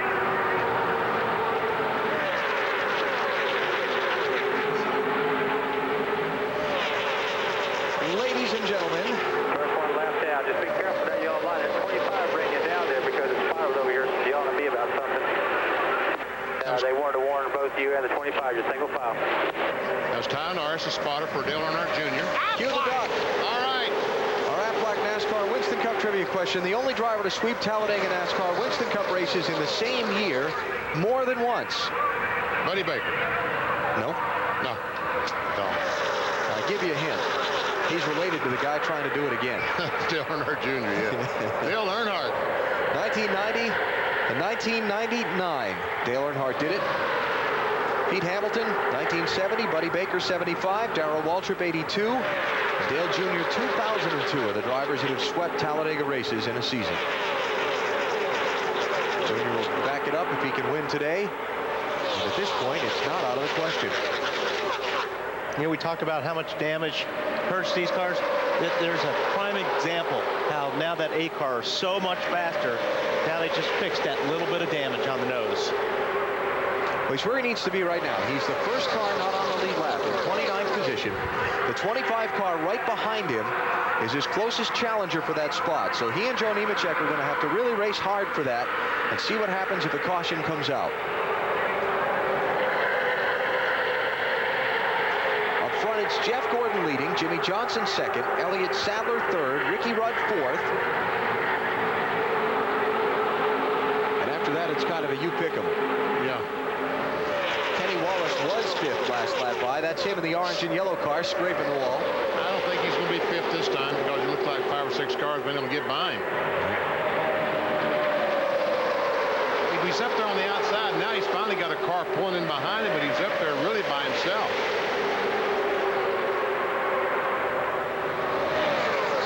Kenny just went back to 8th that time.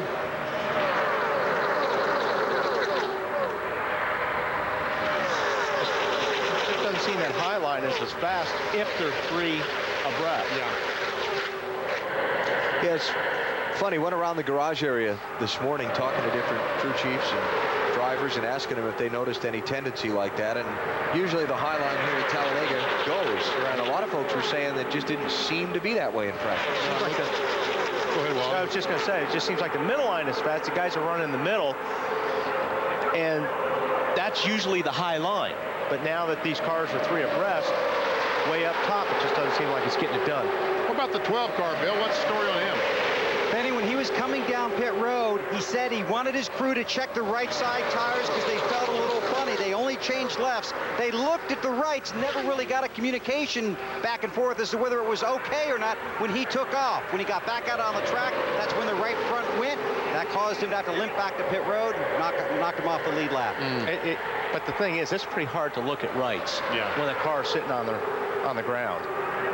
And so Ryan Newman is now a lap down in 32nd place. And he's trying to get up there and get around Earnhardt Jr. and see if he can be the lucky dog. All right, battle for the lead. No, that's not. That's Skinner. Yeah, and Skinner is 2 laps down. So he's trying to get one of them back from Jeff Gordon. He's not even in position to be the lucky dog at this point. And he's passing the leader. How unlucky is that? Yeah, no kidding. But I tell you what, he might be bringing that 29 car to the front. Once again, that outside line, you get them 2 by 2. It seems to work well.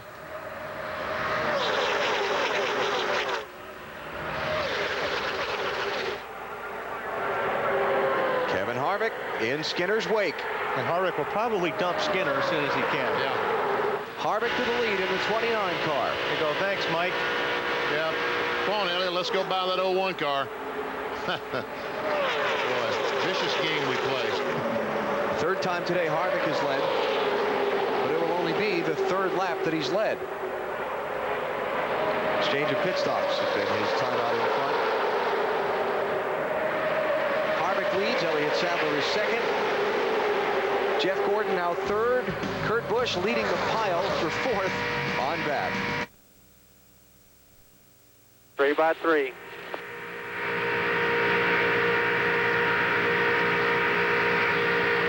Still 3 wide.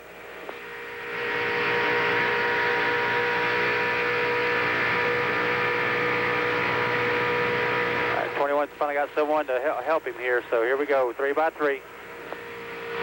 Chasing that 12 car. At 10-4, I see him now. 3 by 3.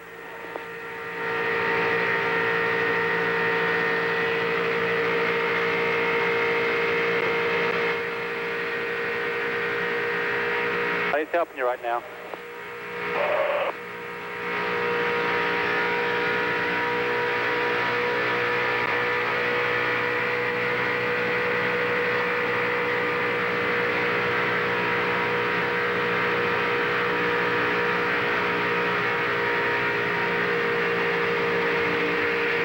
Outside, outside, so 3 by 3.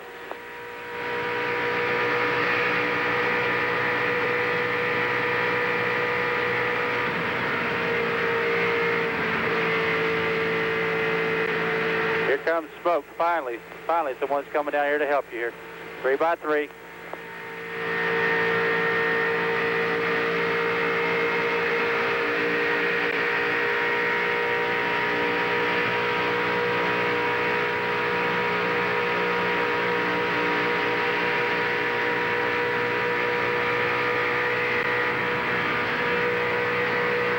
By 3.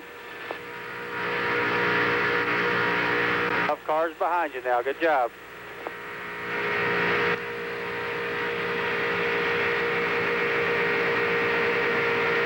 Still 3 by 3. Clear low.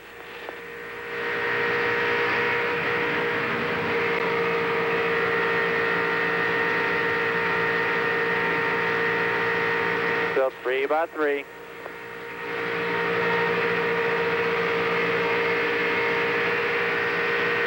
Just not a lot of help, not a lot of holes here, but just hang in there. Still there. Go outside, outside. Still inside. Low if you need it, clear low. 3 wide still, 3 wide. Clear high if you need it, all clear. Anything you need, all clear.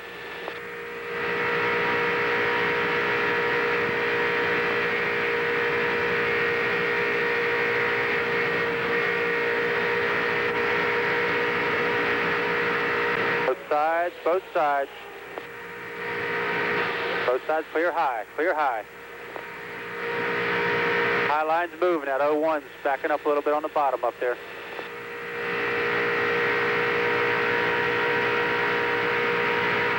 Inside, inside.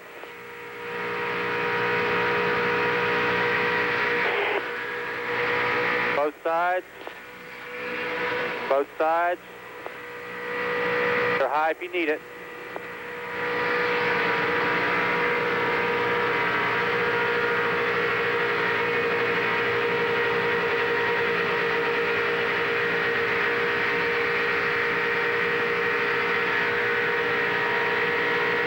Two by 2, everybody has help.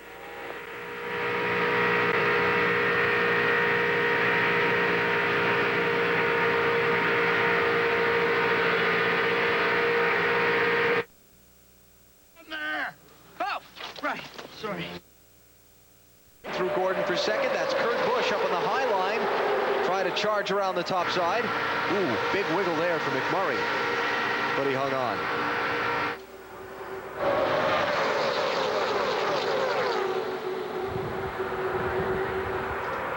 And there's another guy we talked about earlier. They took the time to fix that car, and he's right back where he was earlier before the damage, the 42 car of Jamie McMurray. Improvers and snoozers who have moved up and back from the start of the race. The Roush cars, Busch and Kenseth, plus Kevin Harvick. And those who are kind of struggling today on the snoozer side, Sterling Marlin just went to the garage seconds ago during the break. Looks like the engine is gone on his machine. Buckshot Jones, we saw the damage on his car that brought out that last caution. He is also retired for the race. Jeremy Mayfield was back on the racetrack. He is. Still, and I saw him make a pit stop, a green flag stop just a moment ago, but he's now 81 laps down. Jimmy Johnston's gone to the front in the 48 car. Yep. Talking about Mayfield there, VP, just if you're just joining us, involved in a crash at lap 10 when he cut down a left rear tire and took Johnny Benson, Larry Foyt, and Jimmy Spencer with him. 42 car, Jamie McMurray still in the thick of it, Matt. Those two huge pieces of tape have really helped McMurray's car. He says the car is very comfortable now. His only concern, he asked, is crew chief Donnie Wingo. The water is 230. How much higher can it go, or should I really be worried? He says, just don't let it go too much higher than 230. Dip out, get some fresh air. That's what he's been doing. New leader, Elliott Sadler out in front. Talked about Sterling Marlin going to the garage. Marty? It's a hole in the radiator, Alan. What put the hole there, Sterling? He got hot. swelled the radiator up and busted. We run hot yesterday, and kind of kept on it all day. Run 240, 250, and we got in that big pack, and it got up over 250 and a little down. It's about 260, and it split the radiator. And you hate it for all the guys. The guys at Spam Shop really built a fine car here, and Ernie's bunch worked on the motors hard, and you know, to win a race, Coors Light and us, but it just wouldn't be today. Under the new rules, how's the racing been, Sterling? Not much better. Put the Wickers back on and Portland Pass. There you go. That's the verdict from Sterling Marlin. It is a terminal problem. They are done for the day, Alan. And what Sterling's referring to is the rules package of a few years ago where they had that big metal strip across the roof of the cars that caused the great closing rates and multiple lead changes in races here at Daytona. Removed because the driver said at that time the closing rates were too quickly. Now we're starting to hear a lot of drivers say, no, put them back on. We heard one of them just say that, Sterling Marlin.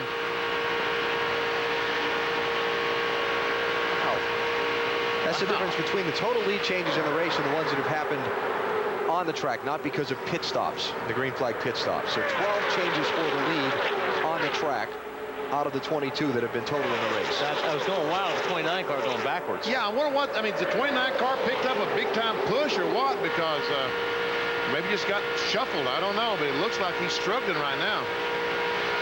Or the 77 car, that is a Dodge. You're not seeing things.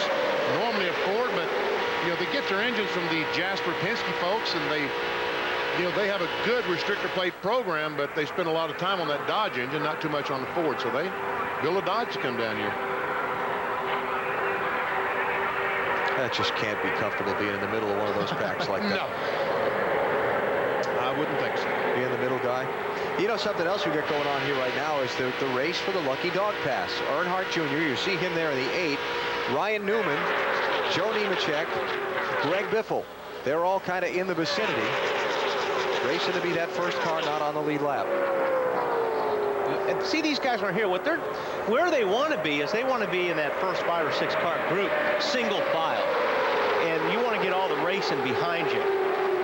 Right now, you're just trying to fight your way through. Like Junior, you know, you're always looking for the line that's going to work with you, and you're also looking for the car that's going to help pull you to the front. But when you get back there and it's 3 wide, you just can't go anywhere.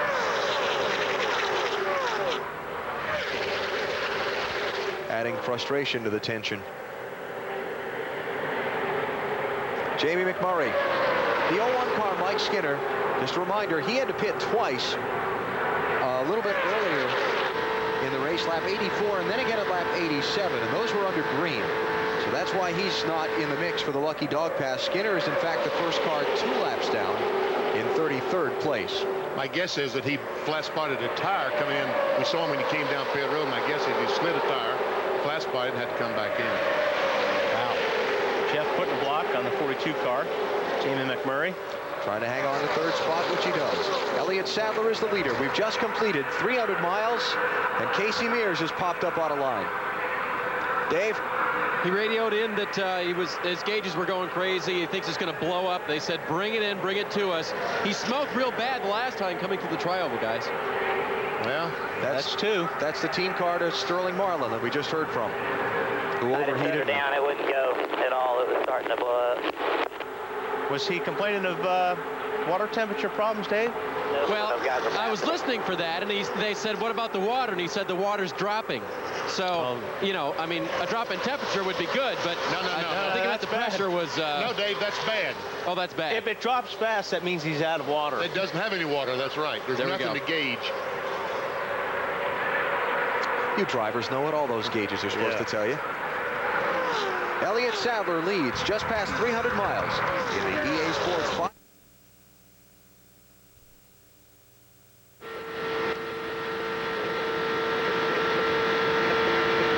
Behind you, 22 coming quick on the outside.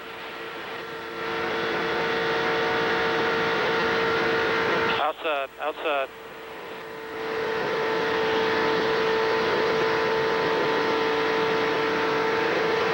4 slow cars ahead.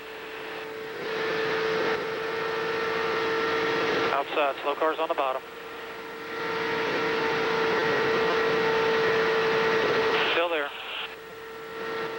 Car's going to be trying to get inside of you. Inside. Hold your line. Clear low behind him. medium if you need it. Clear low, still outside.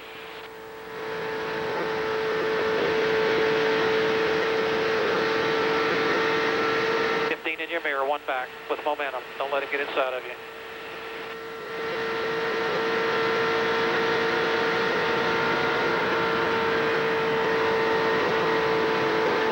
Still outside.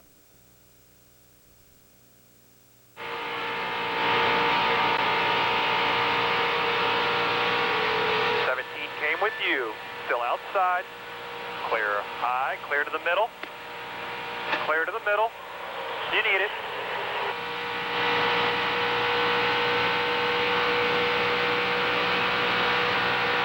You are clear high, clear high, clear high, 5 back. 1709, first 2 cars you're looking at.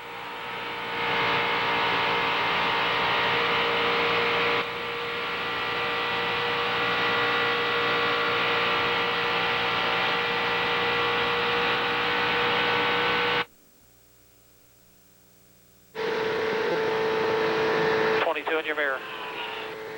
Inside.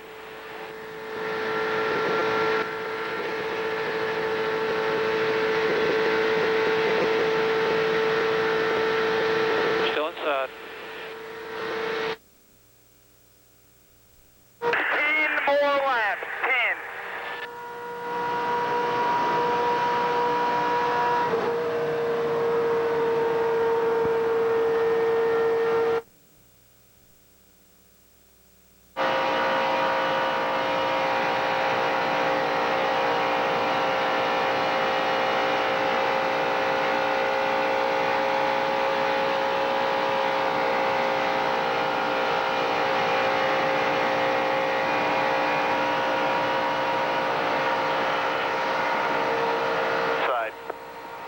The 09 your line.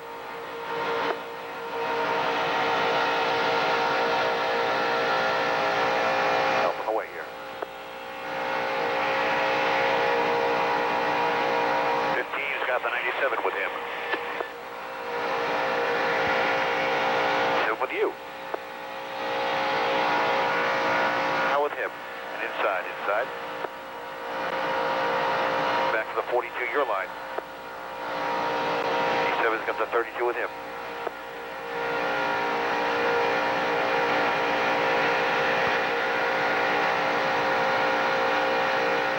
You inside, inside.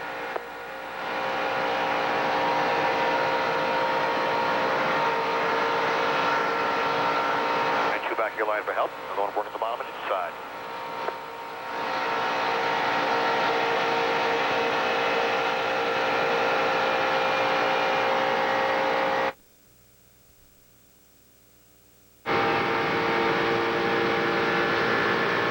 John Gordon here. 5 in a line, clear all around.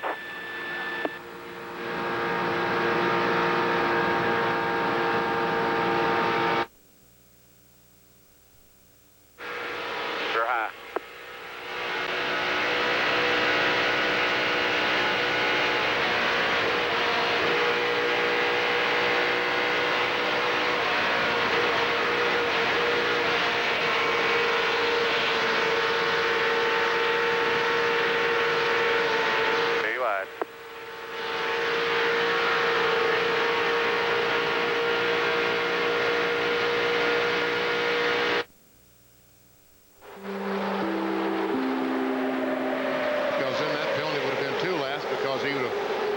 Down pit road to observe the penalty. He would have been speeding down pit road. Yeah.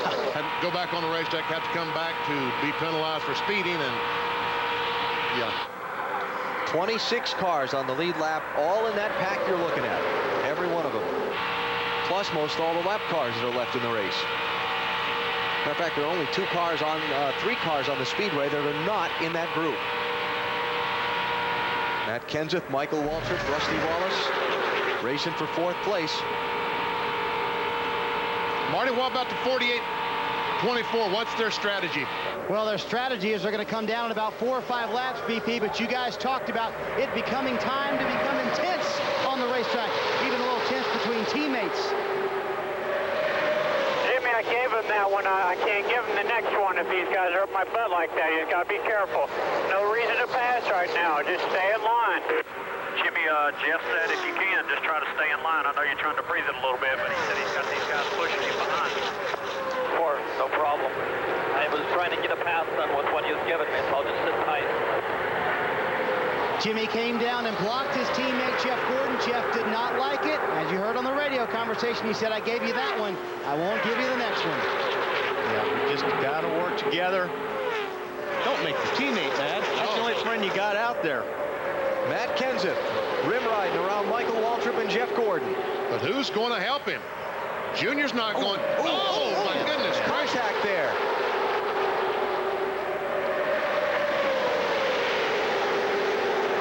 Kenseth going to lose all kinds of spots after lifting off the gas. Dave, what's up with the 17? BP, he thinks he has a flat left rear tire. He just radioed it in. Oh, man. And that could be the first chink in the championship armor we've seen on Matt Kenseth this entire season. His worst finish so far this year, 22nd. He's off the pace in the backstretch. Get back as fast as I can without wrecking it here. Yeah. You see the Goodyear lettering is rubbed off the side of that tire, apparently from where he and Michael Waltrip made contact. Schrader just made a pit stop, the 49 car. You know what? This might not hurt Kenseth that bad because we're coming up to a set of pit stops here. There are guys dropping off the track onto pit road. Here we see the contact between Michael Waltrip. There we saw the smoke from the tires making contact with the 15 car. Marty, 48 coming to you. Jeff Gordon and Jimmy Johnson both on pit road, second and third. Left side tires for Gordon, right side for Jimmy Johnson. Packet full of fuel. They leave at the same time, Dave. Matt Kenseth is already gone. Left side tires for him. The crew checking now to see the valve stems are both up, but the tire damage from the contact. They were going to pit in about 4 laps, so Alan, you're about right. They'll have to pit one more time today anyway. They should be okay. It's just not going to hurt him all that badly if he can get up to speed with these cars leaving pit road ahead of him. Well, that's the problem. I don't think he can, Alan. We'll see how it all shakes out, but... How about Elliott Sadler, Matty? Raymond Fox was trying to work a deal with Donnie Wingo to pit at the same time, but Wingo wanted to go a few more laps, so they did come with the 24 in those guys. They made left side tire change in the 38 of Elliott Sadler. Okay. 64 laps to go, so everybody is going to have to pit once more. Here's Ward Burton in. Matty? Right side tire change for Ward Burton. Not completely happy with his race car. As they're waving, go, go, go, they've got her full. How about Bobby Labonte, Dave? For the first time today, a 2-tire change for Bobby Labonte, 2 right side tires for him. Leader's Michael, leader was Michael Waltrip, now it's Kurt Busch. And some more cars heading for pit road.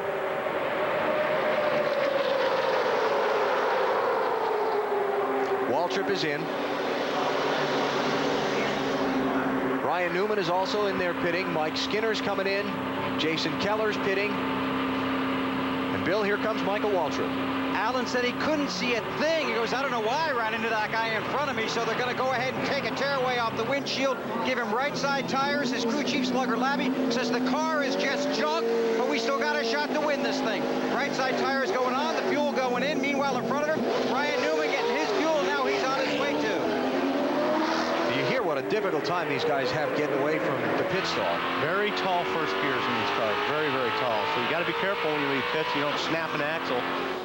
Used to see that a lot, especially when you change just one side of the tires, because one right rear is hot and sticky and the other one's not. So Kurt Busch gives up the lead, comes to pit road. Tony Stewart is also in, along with a few others. Marty. Alan, what an outstanding run for this team. Started 39th today. The tire wear has been excellent. He wants a clean windshield, right side tires, and that will be it. They pack it full of fuel, Matt. An easy entry for Jimmy McMurray so that he wouldn't slide. Those tires only going for right side tires. Mongo, Mike Bowden packing that fuel cell full of fuel as Tony Stewart and Dale Jarrett swing on by. Tell you what, if they were to make those pads concrete, that would snap an axle when you rev that thing up and drop the clutch. But on the asphalt, the rear tires will slip. Jason Jarrett, Kenny Wallace, Jamie McMurray pitting. Jason Jarrett's going to get black flag for being too fast entering pit road. Now another group of cars coming to the entry to the pit lane. Jeff Burton is in. Dale Jr. And about 6 others. Matty? And the 99 of Jeff Burton in, looking for his second restrictor plate victory. Going to work. Right sides only at this juncture, Bill. It's right sides also for the 80. Slid the tires coming on the pit road according to his spotter, but Junior jumped on the radio, said rights only. Wanted to come in with the 99 and the 16. He's got everybody behind him as they leave. Dave. Rights only for Bill Elliott, full of fuel. Kevin Harvick also pitting, Mike Wallace, Joe Nemechek, and Terry Labonte in that group of cars leaving the pit lane. You will see the cars who've already stopped coming by them now at race speed as Junior and the rest of these guys and Harvick struggle to get up to speed and blend in with that draft. Robbie Gordon took over the lead when those other guys pitted. Now here he comes onto the pit lane. Matty? And Mark Martin's guys only going to go for right side tires at this point as he pulls in easy to his pit box. They pull a tearaway off. Earlier they had fixed a hinge on the hood. Bill? Matt, it's right side tires for Robbie Gordon in the 31. They drop the jack weight on the fuel. He heads out, followed down pit road by the 21 and the 6 of Martin. And so Ricky Rudd leaving, along with Robbie Gordon and Mark Martin and John Andretti. And here come Jeff Gordon and the other guys that have already pitted. Jimmy Johnson going to lead them as you see them overtaking them in that outside lane. So of the cars that have stopped, as a matter of fact, I think we just finished the pit stop cycle, so that's going to put Jimmy Johnson there back into the lead. Jeff Gordon second, Elliott Sadler third, Kurt Busch fourth, and Dale Jarrett up to fifth after his pit stop. That's the farthest to the 4 I can recall DJ being today. So Elliott Sadler, DJ, teammates could work together. Also got teammates running 1 and 2.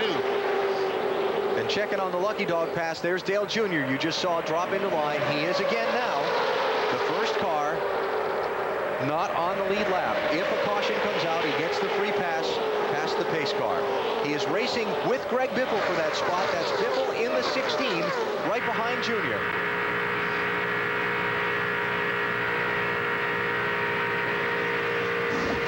He's been in that position for some time, but has not been the lucky dog because the caution hasn't come out for him.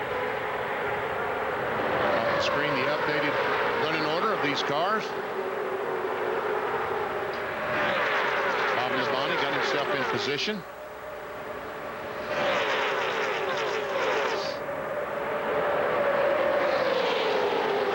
Different drivers have led today, almost the most this season. Talladega and Pocono had 16 earlier in the year, the April race here at the world's fastest speedway. How about Dale Jarrett, Marty? It's been an interesting day for the 88 Bond Challenge. For about 30 minutes, DJ had no communication with his spotter, Bob Jeffers. They thought it was the radio that Bob had. Turned out it's the radio in DJ's car. Either the antenna on the roof or the connection to that antenna has broken. DJ had to switch to the backup radio, which has an antenna on the door, and then he could hear his spotter. Wally, I could not imagine driving this racetrack without the assistance of a spotter. That would be unbelievable. Yes, that would be pretty difficult.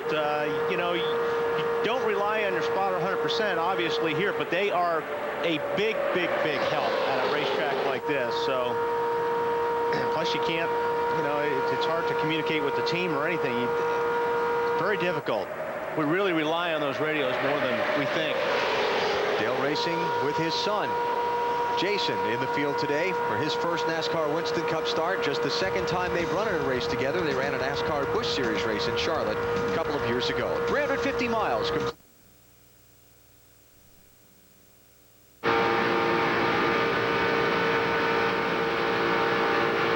All around, clear all around. Good steady work here.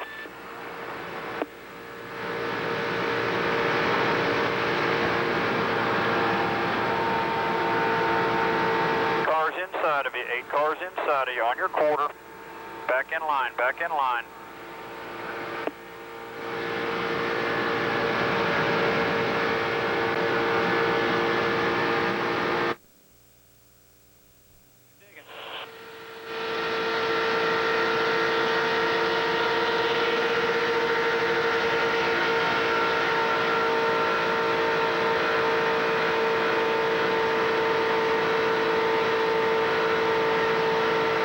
there. 22 in your mirror.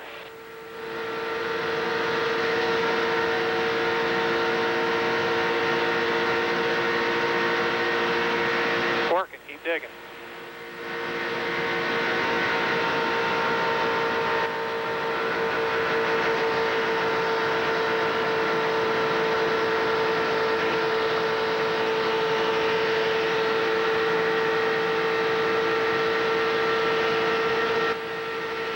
Behind you, keep digging. 2 wide, 15 in your mirror.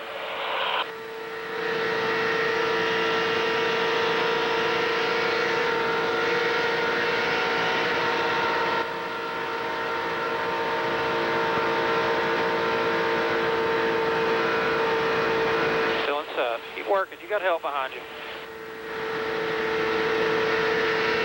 15 in your mirror.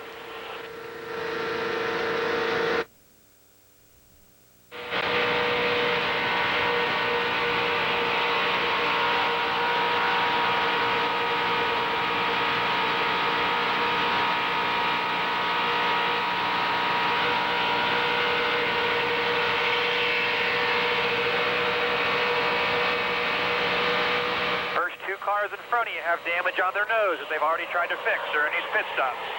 32 and 42 have got damage.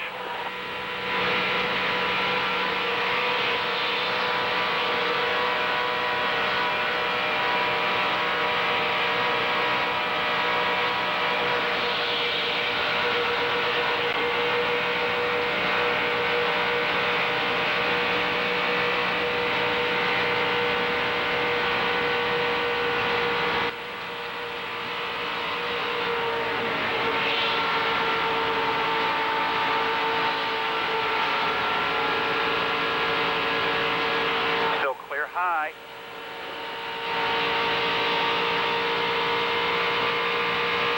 That's the 5 and the 8 behind you right now.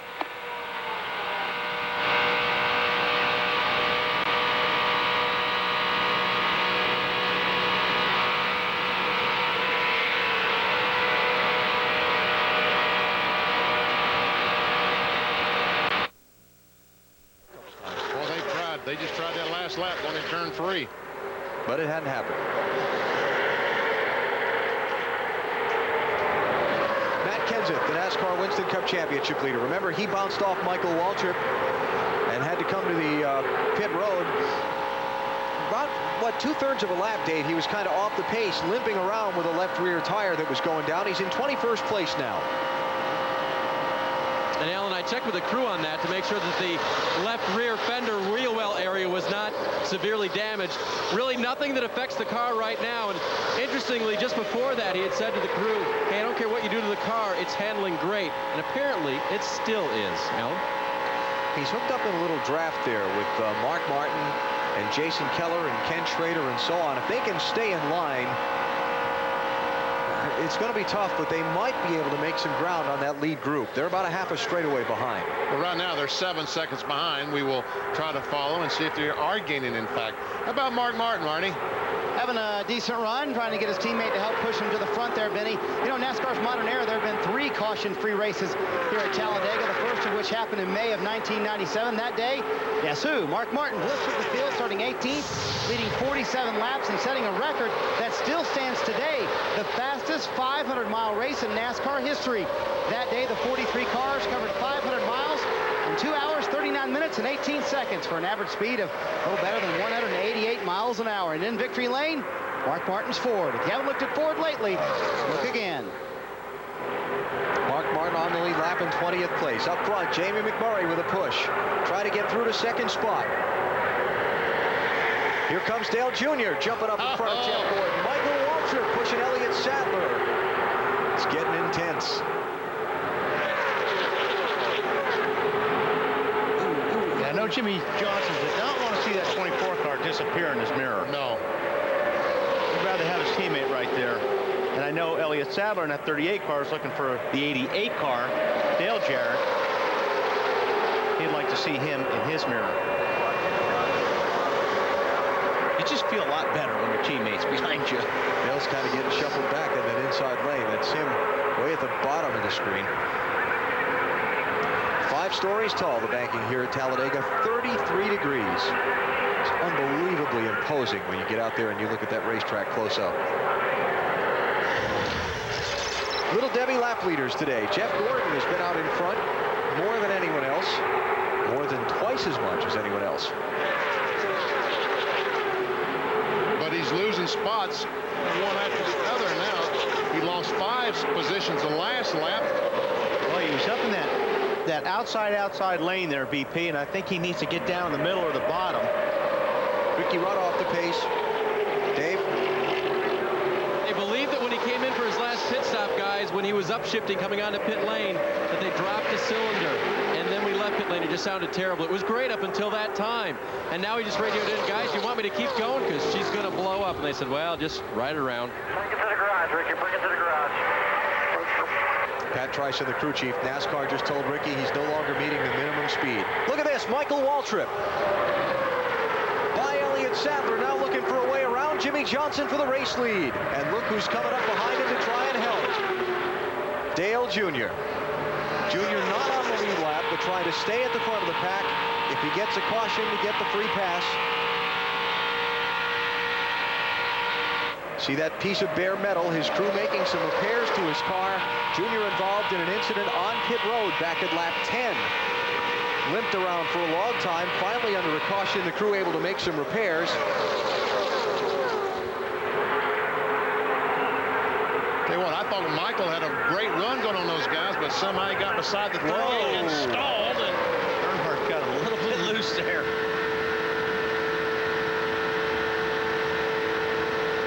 And you hear the engines don't change tones because these guys do not have to back off the throttle unless something happens in front of them. If someone gets loose or whatever, they will ease off the throttle. But 90% of the time they run around this racetrack wide open, never backing up 1 second. If you got to slow down a little bit, you just ride the brake. You just tap the brake with your left foot. Like BP says, you don't ever want to lift your foot off the gas because, boy, it just kills you. Lose a lot of time, a lot of speed. Tapping the brake while keeping the gas pedal all the way to the floor. It just slows the car down just a little bit. Waltrip trying to mount the charge again in that outside lane. That lane has worked pretty well today. Junior pushing him. Literally pushed him. Down the backstretch here at Talladega. Junior just bailed out. Does Michael have enough to squeeze in front of Jimmy Johnson for the lead? No, but Jimmy Johnson doesn't have any buddies right now in his bumper, so they may pull it off right here. Yeah, I don't think the 8 car is going to go down and help the 48, do you? No. Oh, trouble. Johnson spinning to the inside. Don't come back across the racetrack. He's going to... I don't think he's got much of a choice, but that was... Oh, boy, did he just get through there. Caution is out. And he's still moving. And Junior gets the lucky dog pass. Tell you what, Jimmy Johnson's a lucky dog right there. Yeah, he is. Turn that thing sideways 190 miles per hour. How that kept from being the big one, I'll never know. They were racing for the lead. Somehow all the pack got by while he was down on the apron, and when he came back across the racetrack, the cars were gone. Thank goodness.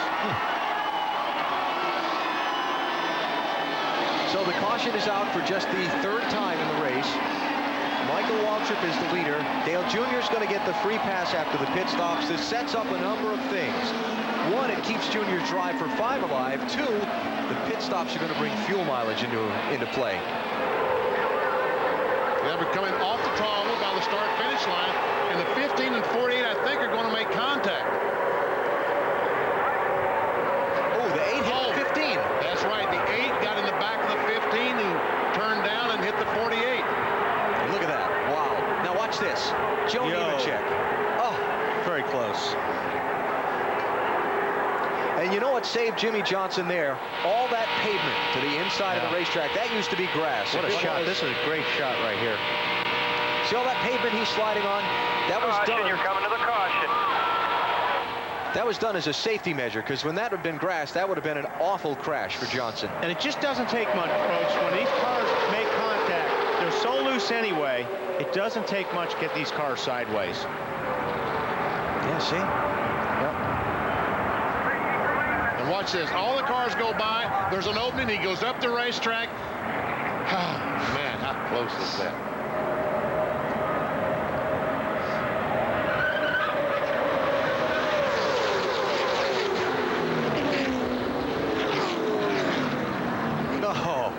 That car, you know, probably the left front valence is the only thing that's really damaged on that car. Right front's flat. They'll get that changed here. Pit road is not open yet, so Johnson's going to have to start at the end of the longest line on the restart. Marty? The valence is all torn up, and he came on the radio. That's the only thing he said. The valence is torn up. I'm okay. Never explained really what happened. They did not get a lot of the valence fixed. It was 4 tires. They're obviously going to have to come back down pit road, get that front valence fixed. They didn't lose a lap, so. And these stops are going to come with 44 laps to go. Fuel mileage is going to be on the bubble. Depends how long this caution runs. Marty. It is outside of the fuel window for Jeff Gordon, however. They give him a tear-off on both sides of the windshield. It'll be a right-side tire change only, no changes. Matt? The 38 car, Elliott Sadler, right-side tire changes. They're going on the jack, and he's down to the lane. Oh, he hits the 43. Our crewman's down. Michael Waltrip is on pit road. It's a 4-tire change. He said he had no idea what happened out there. They took 4 because they're 4 laps short. He's going to have to come back and top off. Back to you, Matt. Jeff Green is trying to turn on pit road. A crew member on the 43 was struck. They're trying to help him off pit road. We'll update the situation momentarily. Looks like they all got up. Yeah. A little slow, but. Boy. Here we go. We've got 2 cars just trying to hit the same spot. Watch the 43 cars trying to come into his pit, and Elliott's trying to leave. He just hooks the left rear. And those poor guys they got nowhere to go. Man, that jack man gets knocked about 10 feet down the racetrack. Man. Fortunately, he didn't get run over by the 38 car once he got thrown down the racetrack. Watch here. He took a hit. Thank goodness for those helmets they're wearing, too. Matty? Archie Kennedy is sitting on the pit wall. Medical attention. There's a King. The King is talking to Archie. Archie's talking to the medical folks here on pit road. Well, Archie's been with that team a long time. Has he? Yes.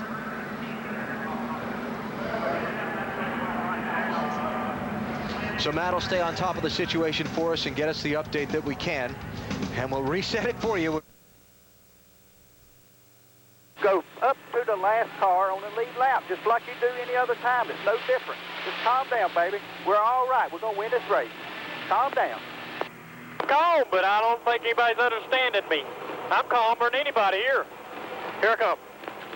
3,900. All those guys are most of our lap down anyway. We'll get you fine. We'll be fine.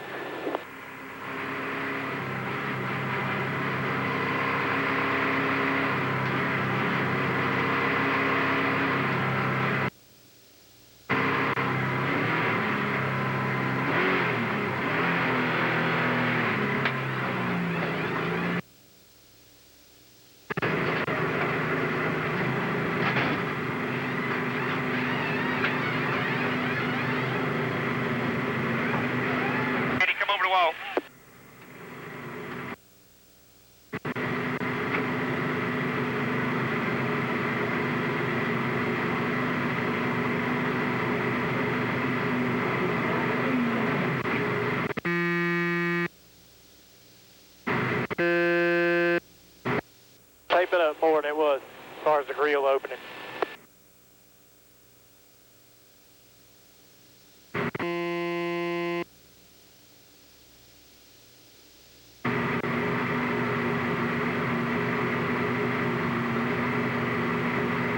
Now,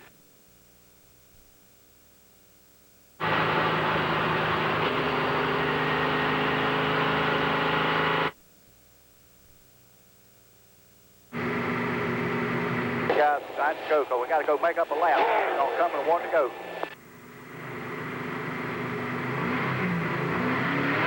Going out 3,900, 3,900.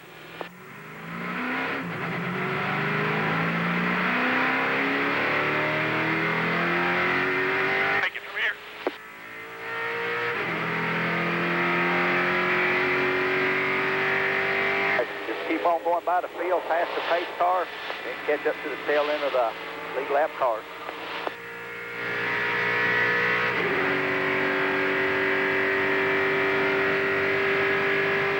To the outside only, outside. Jesus, but they'll move down.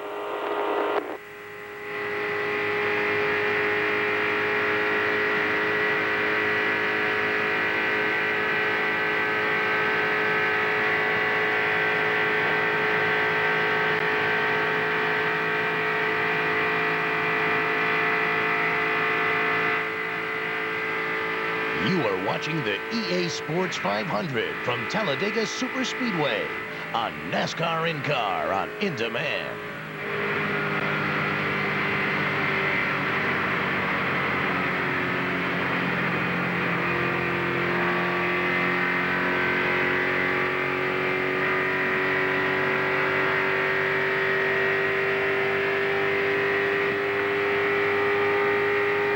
When you come back around here, we're going to stop on pit road. We're going to stop on pit road first, stop it, splash it.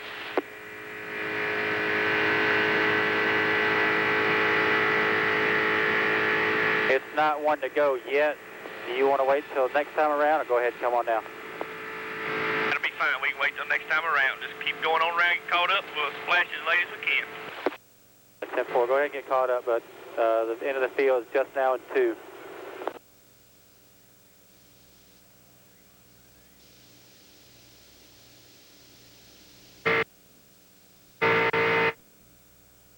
Catch can, the overflow can, attached to the back of the car for the entire time they were fueling it. Have I got that right, Bill? Yeah, well, I didn't see the whole thing, Alan, but here's basically this discussion right here is taking place on pit road because apparently the NASCAR officials working this stall did not see the infraction. It may have been a call from upstairs from the booth. So that's what Slugger is talking to the officials about how they're enforcing the penalty. They've already told him he has to go to the tail end of the longest line. So we'll come back, sort out the order of the guys on the track, and then we'll run to the checkers here at Talladega. You're watching NASCAR on NBC.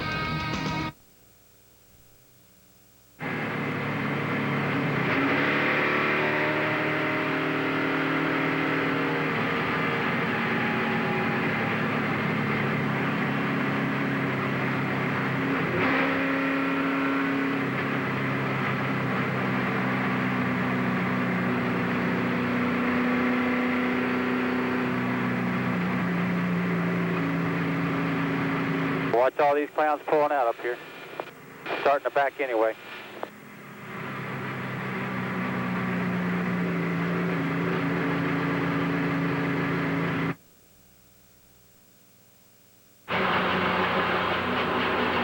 Away. The old one. Around the old one. There you go. Right here.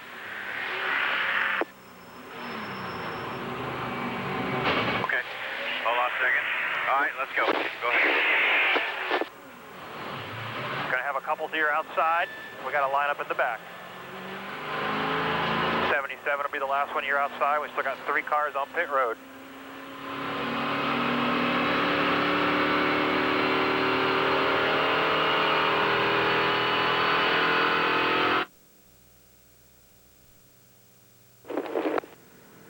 I think we got probably good a shot as anybody.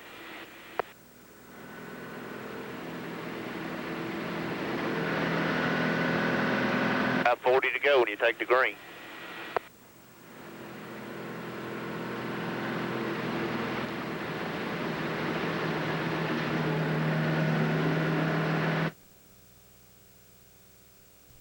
Y'all's walking all over each other, see? I'll tell each other what you're trying to say again. I was just saying, I ain't seen a partner in that 15 car since I got off the plane. But outside the 31. And then you go up, they say go up to the 9.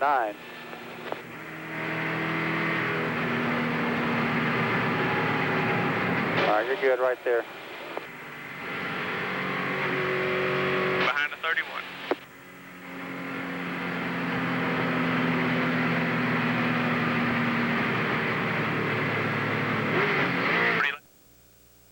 GM Quality 500. Saturday night, October 11th, Lowe's Motor Speedway. It's the first primetime running of this fall classic. Be there as 43 of NASCAR's fastest burn up the track to take the checkered flag. Record crowds will witness record speeds on this historic night. It's NASCAR's newest and most thrilling event. Saturday night, October 11th. It's the UAW GM Quality 500. Don't miss it. Back as the green flag waves in the EA Sports 500 at Talladega. And a few things to catch you up on. Elliott Sadler is the leader. Ward Burton is second. Jeff Gordon third. Rusty Wallace fourth. Kevin Harvick fifth. None of those guys topped off the fuel on one to go. There are several who did. I'll get you that list in a second. Dale Earnhardt Jr., Michael Waltrip, Jimmy Johnson restarting 24th, 25th, and 26th with 40 laps to go. And we talked about it being intense about 10, 15 laps ago. You ain't seen nothing yet. That's right, folks. You haven't seen anything yet because it is going to be really intense because some of these cars will not have to pit again. They will stay out there. They'll make it on fuel. Some of them got to stop for gas and go. First guy who did top off the fuel at the restart, Jamie McMurray in 10th place. Top 9 did not stop.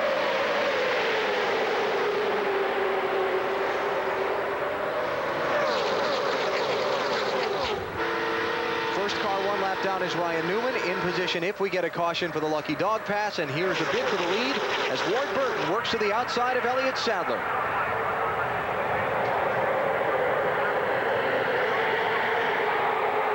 Greg Biffle not on the lead lap, pushing Ward Burton. There's Rusty Wallace with help from his teammate. Ryan Newman, 2 and 12. The Penske Dodgers. Newman's still a lap down. And Biffle, both those cars trying to compete for the Lucky Dog Award. Right now, it's Newman in the 12 car. Jeff Gordon trying to get back to the front. 24 car. Whoa, boy, Jeff is all over the 12, and believe me, he does not want the 12 in front of him right now. And here comes Junior right into the middle of that pack. Listen to he and his team talking under the caution a minute ago. Go to the bottom, Dale Jr. You go up to the last car on the lead lap, just like you do any other time. It's no different. Just calm down, baby. We're all right. We're going to win this race. Calm down. Calm, but I don't think anybody's understanding me. I'm calmer than anybody here. Here I come. That's just before he made his pit stop. By the way, Matt, what's going on with Archie? Any updates? Archie Kennedy, Benny, is on his way to the infield care center for a checkover. He was smiling. He was talking to the medical personnel. He did complain that his vision was a little bit blurry, but by the way that looked, it looks like he came out pretty good. Yeah, I guess. That's Boy, good Ben, to hear. we are seeing a lot of blocking right now, a lot more than we've seen earlier in the race. Mike Walsh in that 09 car was trying his best to get by Jeff Gordon at 24, and Jeff was having no part of that. Look at Junior. He's up to 7th. He restarted 24th just a few laps ago. Elliott Sadler hugging that yellow line. Rusty Wallace now with Jeff Gordon working underneath his back bumper. On board Rusty.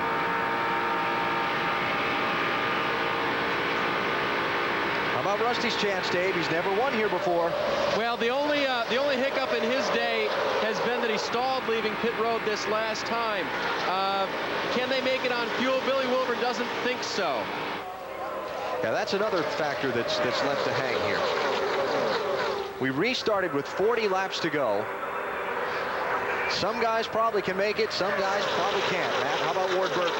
Well, Ward Burton's earlier concern, Alan, was the fact that just like back in the spring race, he was hitting the red chip. Back in the spring race, he pulled that chip out. Engine builder Terry Elledge wasn't happy, so this time they just told him to switch the backup box, and he's okay now. I guess he's okay. He's going to the lead. And Greg Biffle in that 16 car trying to follow, try to stay in position to get a lap back in case there's a caution. And I tell you what, when they race like this, there's a chance for caution any lap. Ryan Newman squeezing in front of Matt Kenseth. Kenseth, your championship leader in that black 17. That last caution got him back up to the lead pack, and then he did not pit under the yellow. Which means he can go the rest of the way. I shouldn't say he didn't pit under the yellow. He didn't top off the fuel on the one to go like some of the others did. Got him his track position back. BP and I were talking earlier. We think the Roush cars can make it on fuel. Look at Jimmy Johnson, 48 car. He restarted 26th with 40 to go. 5 laps to go. He's up into the top 5, Marty. Alan, it was amazing to watch that team work. They made 4 pit stops. They made them very calmly. These were the same crew members who got hit on pit road just a couple of weeks ago. They fixed the valence. They got it fixed better than they thought they could because they had 1 extra caution lap that allowed them to put some extra tape on it. Will it be enough to help them win the race? Who's right, Alan? Oh, my goodness gracious. Alive. They went in the corner like they were running dirt. Smoke flying, fenders bending. Oh, man. It always talk about give and take. It's giving it to them now. Oh, yeah, giving it to them. I mean, it's got to get yourself in that position. Well, we haven't had the big one yet as we check our Napa Field summary. Caution flags today. 1 was for debris. 1 was for a wreck back at lap 10 when Jeremy Mayfield cut a tire. 1 was for Jimmy Johnson getting knocked around when he and Michael Waltrip were racing for the lead just a little while ago. Cars out of the race: Larry Foyt, Jimmy Spencer, Buckshot Jones, Sterling Marlin, Casey Mears. And now I hear Ricky Rudd has taken his car to the garage and may be done for the day. 32 lead changes, 15 different leaders, and may have another one here. Rusty Wallace looking on Ward Burton for the top spot. Kenseth in that 17 car trying to follow Rusty. And here comes Junior. And we're seeing guys push each other a lot more in this part of the race here, where you got to be careful doing that too, or you'll get into that situation we saw with the 8 car and Michael Waltrip. How about Matt Kenseth, Dave? Here's a situation with them. Robbie Reiser to Matt. Stay out. I think we can do this on fuel. Matt back to Robbie. Does Jack think we can make it? Car owner Jack Roush. He thought we'd be 1.5 short, said Robbie. So Matt said, I'll race hard now. If we're still out here with 10 to go, I'll save you some fuel then. Matt? That's okay, Dave. I'll take it. Dale Earnhardt Jr. wants to race in the middle of the track. He was asking his spotter, Ty Norris, give me a... Wow, did you see that? Was that the 22? Oh, yeah, it was. You were saying? I'll try and get this in. He wanted the middle of the track. Ty said it's not there. Finally got him a spot. Jeff Clark just did the fuel mileage on the 8 car. They're about 150 yards from the start-finish line. They got 187.89 laps. So they'll run out right in front of their pit stall maybe on the last lap. Let's see what happens. See, these guys are pushing each other. Well, I'm telling you, it's really, really tricky right now when you get somebody pushing on you and you turn the car just a little bit, that car gets really loose. Well, they're pushing on you, and you try to turn the wheel, it's just going to push you sideways. You're going sideways, like Jimmy Johnson did a moment ago. Exactly. So these guys, I mean, I know they're trying to help other cars, but you got to make sure you're doing it in a straight line. The closer we get to the finish, the better the chance for the big wreck. Oh, man. Jimmy Johnson off the pace. Marty. It's an engine failure, it looks like, for the 48 bunch BP. They're going to go straight to the garage. Oh, me, oh, my. Yeah, you get those things spun around backwards. When the race car gets spun, a lot of times the engine gets spun around backwards. That's not a good thing. Damages things inside. Oh, here comes Kenseth. Matt Kenseth looking underneath Rusty Wallace. Rusty to block. Watch the yellow line. Oh, wow. What? Did he just blow up? Blew an engine? I think he did. I think Kenseth blew up. Yep. Championship leader off the pace at Talladega with 30 laps to go. Dave? He radioed in. Motors broke. Well, that was not a good place to have your engine blow up, was it, BP? Kind of like running out of gas. And somehow they all kept from running over it. Did make Dale Jr. have to get out of the gas a little bit. But he still, believe it or not, after spending most of this day a lap down, in the hunt for the win. And here goes Junior on the inside of Mike Wallace. I'm sorry, that's Kurt Busch. That's Mike Wallace that's going with him in the 09. So Junior to second position. The 16 car Biffle is a lap down. Matt, what about the 22? Ward Burton is saying they're running all over me going into the corner. I am back on the chip. They're telling me, pull the chip out. That's pretty hard to do. That's the chip that limits the number of RPMs the engine can turn. It's in the ignition box, usually mounted to the driver's right. Yeah, with the way the seats are and everything, it's pretty hard to reach over there and grab a chip out. Unless they had it set up for the driver to do that. See, Michael Walter from the 15 car has moved high, trying to get Elliott Center, trying to get some help, and use that high line to get to the front. See Kenseth there, slow on the racetrack, trying to get back around. Ryan Newman under Mike Wallace. Newman not on the lead lap. Greg Biffle, second car in line, 16. He is the first car, 1 lap down. See the 20 car pushing on the 12 car, Ryan Newman. And Matt Kenseth headed for the garage. His worst finish so far this season, 22nd. It will be below that today. Dave? He shut it off immediately, Alan. The crew asked him to restart. He said, well, let's wait till I get to the pit stall. I haven't refired it yet, but I'm sure it's broke. Crew going underneath right now. Not a lot of oil up underneath, so they've been the bottom end, guys. I think that he got to the blown engine quickly.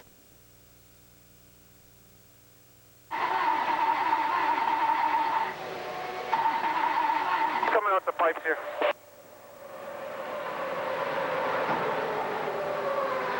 Hey guys, let's go ahead and we'll put it away.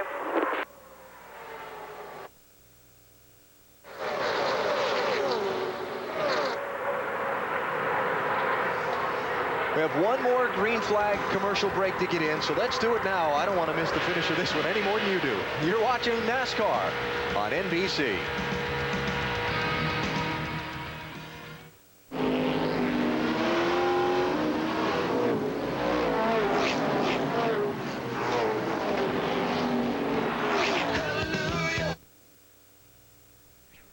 Coming with you. The 09 and 18 on the bottom, 24 now on the bottom.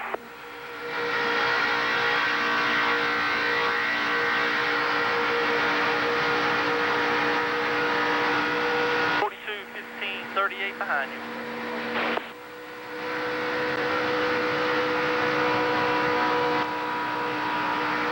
3 wide, 3 wide.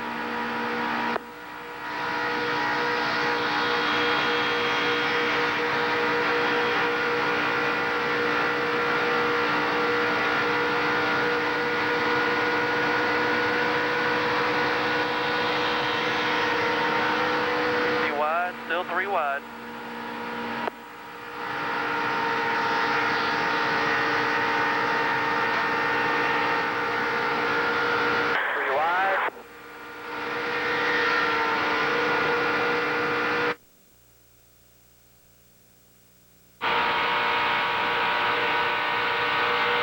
Outside with the 38 and 31 right there. 25 to go, 25.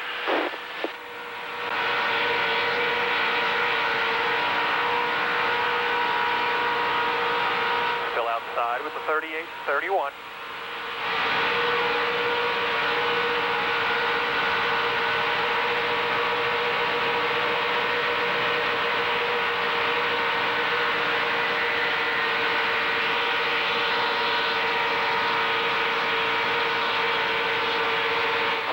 Bottom are lined up.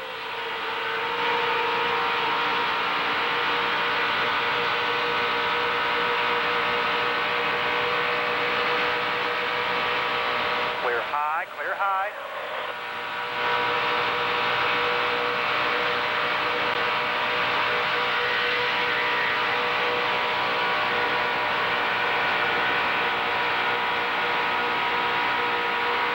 You're up top there by yourself. The 42 is the first car back.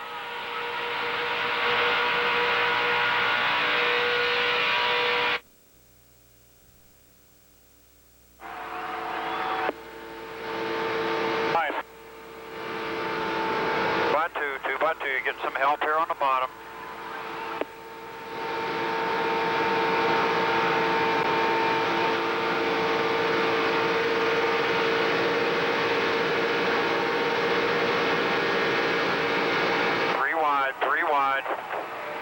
Outside, 2 outside.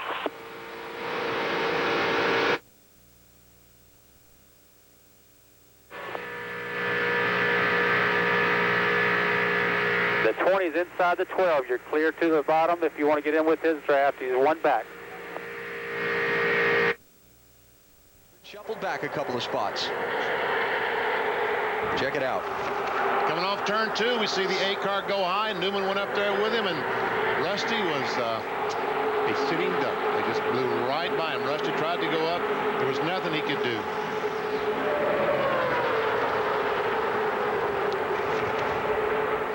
Here's Tony Stewart and Bobby Labonte. Teammates that may be able to gang up on Junior. Labonte was almost a lap down earlier. I talked to that crew this morning, Bobby Labonte's crew, and they were very optimistic about their car and their chances today. Marty? Well, BP, Matt Kenseth has just been given the signal. It is a terminal engine problem. He's going to climb out of the car. They were trying to take off a rocker, send him back out on the track. And Jeff Paxton, you see him on top of the engine, literally. Jack Roush in there. They're trying to see if they can maybe fix it. And now they've given the Matt the wait a second signal. So I don't know what's going to happen. They did give him the we're done signal just a second ago, though. All right, so that'll be the first race here at Talladega. Matt Kenseth has failed to finish. Looks like it'll be his worst finish of the season so far. For the lead, Bobby Labonte, Dale Earnhardt Jr. It's Mike Wallace in the 09 trying to push Labonte. Tony Stewart in Big Orange trying to push Junior. 2 by 2 for the lead with just 21 laps to go. Matt Kenseth's lead coming in, 436 over Kevin Harvick. Jr. this terrific run would move in the second spot as Bobby Labonte goes to the front. Big blocking going on here.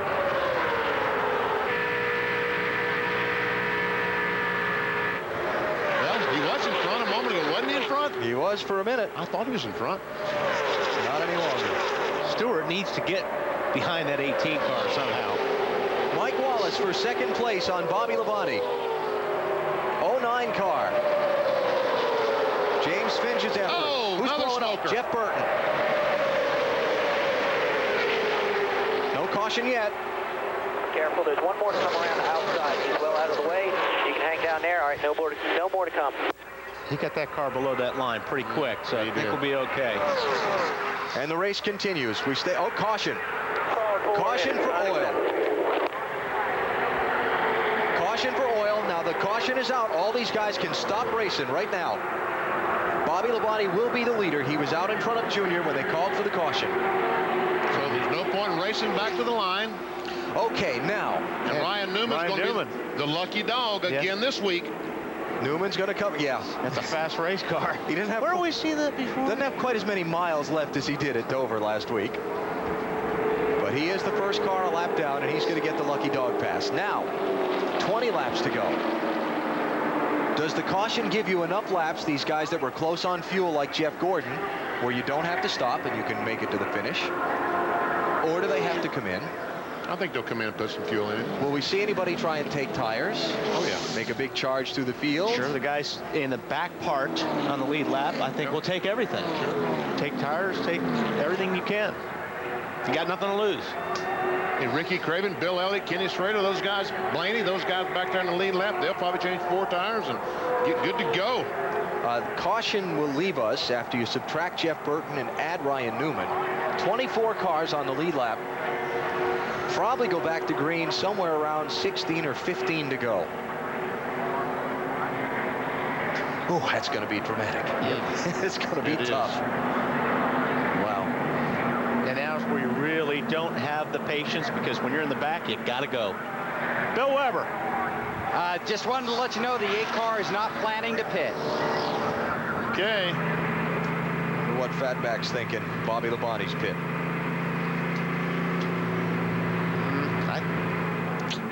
Sure felt good to leave. But it did. Well, talking to those guys this morning, Fatback and Zippy, I don't know if they'll run enough yellows to give them what they need to stay out for fuel. But we'll soon find out. Here they come, opening a pit lane. Bobby Labonte, Tony Stewart, both favoring the inside like they're going to pit road. And they are. And Junior's going to head in. Oh, easy. Close. No tires, just gas. Get your seat. Go ahead, Dave. Bobby Labonte already gone. This car ran out of fuel at Daytona earlier this year. It would have run out here. They would have had to have stopped. Marty? Dave, Tony Stewart already gone. All they needed was 2.5 seconds of fuel. That'll get him to the end, Bill. Junior said, let's do this. Red Hour's almost past the pit. He's on his way. It's him in the 20. 20's got him. 18's got him too, Bill. That's where those teammates want to be. All right, here's the 49 car talking about tire change. There we go. Right, jack is on the up. Right side's going on. Looks like right side's only. 32, I think, got tires as well. We talked about him, BP. Now, those are the guys who pitted. Here's the guy who didn't, and he's your new leader. Kurt Busch out in front. 18 laps to go at Talladega. Dale Earnhardt Jr. tried to win 5 straight here. Can he do it again?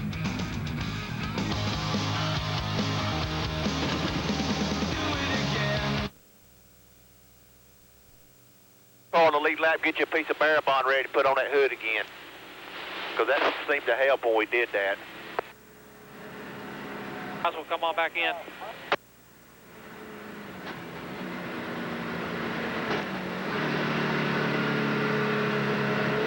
Get you a good piece of Barabond to put back over that hood.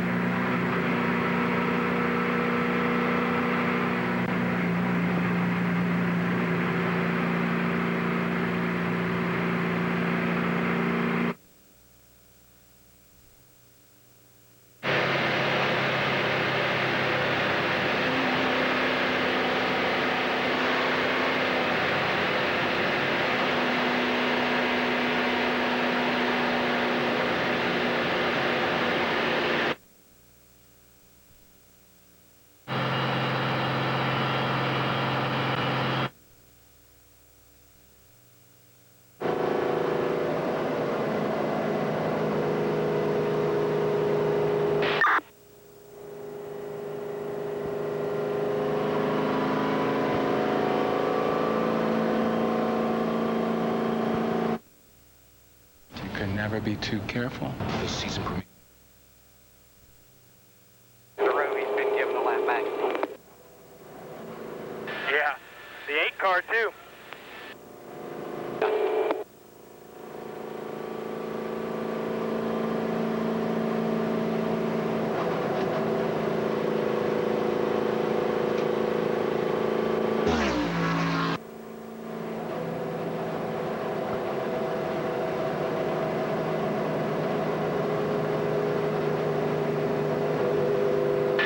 There's 16 laps to go this time.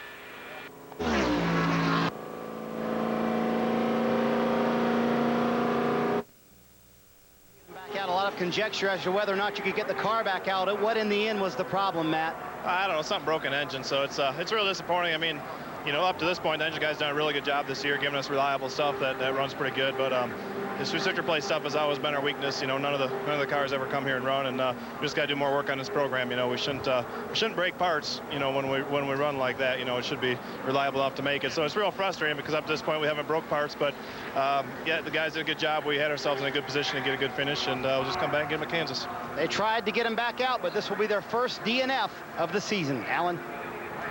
So Matt Kenseth going to finish. Right now he's showing in 33rd position. He may finish a little bit lower than that. But his previous worst finish of this season had been a 22nd.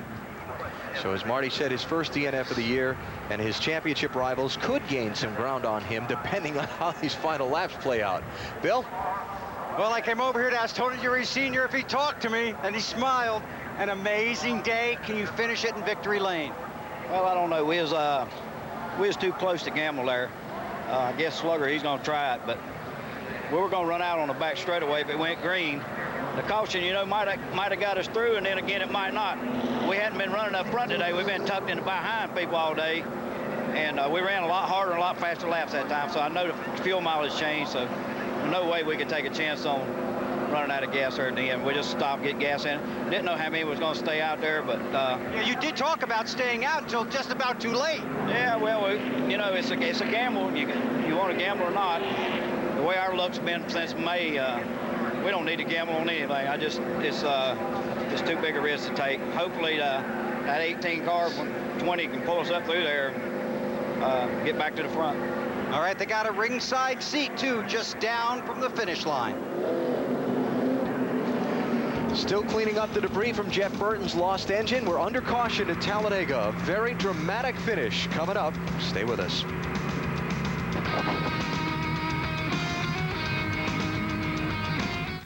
Dale, the truck.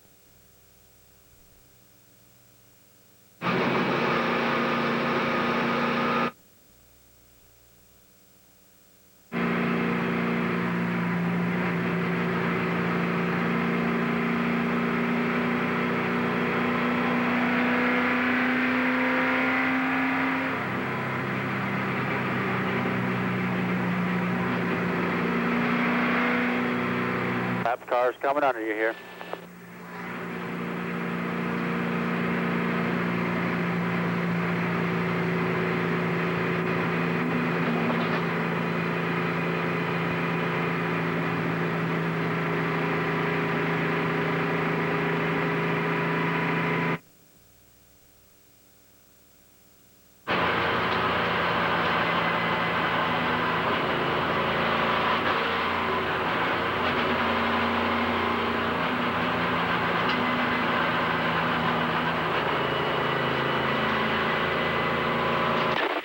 lap 174. 174.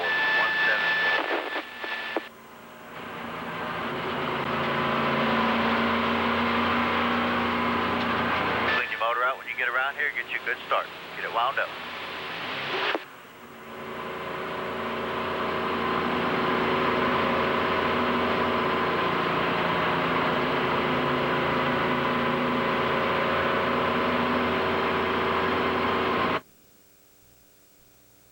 Best things in life are the things that are true. Budweiser, by Pontiac, fuel for the soul. By the United States Army, an army of one. And by Old Navy Painter's Pants, will work for you. 150,000 fans at the Talladega Superspeedway, all on their feet as the field comes down to the restart that'll be with 14 laps to go. The top 7 did not pit under this caution. Kurt Busch is the leader. Mark Martin, Michael Waltrip, John Andretti, Dale Jarrett, Terry Labonte, Dave Blaney stayed on track. They're hoping their fuel is good to the finish.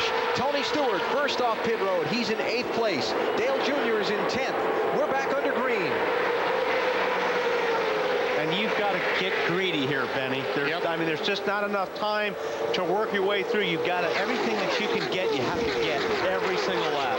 Other quick notes, Jeff Gordon, Robbie Gordon, Jamie McMurray topped off their fuel again. So they're toward the back of the pack. Ryan Newman now back on the lead lap, restarts in 24th. Mark Martin, Kurt Busch teammates were out with the Roush cars, running first and second, and they can go the rest of the way, but Their teammates have both blown engine, Kenseth and Jeff Burton. Dale Jarrett was getting a push from Terry Labonte. Who's that coming? Tony Stewart. And there, like I said, you got to get greedy. If you're going to have to take some chances here. If you're going to get to the front, you're going to have to take more chances now than you've had the whole race. Junior behind the lap car of Greg Biffle. 16 is 1 lap down. I think Tony was trying to get in front of Junior when he made that cut through the traffic.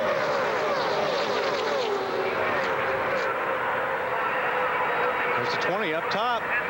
Marty, what are they saying down there in the 20?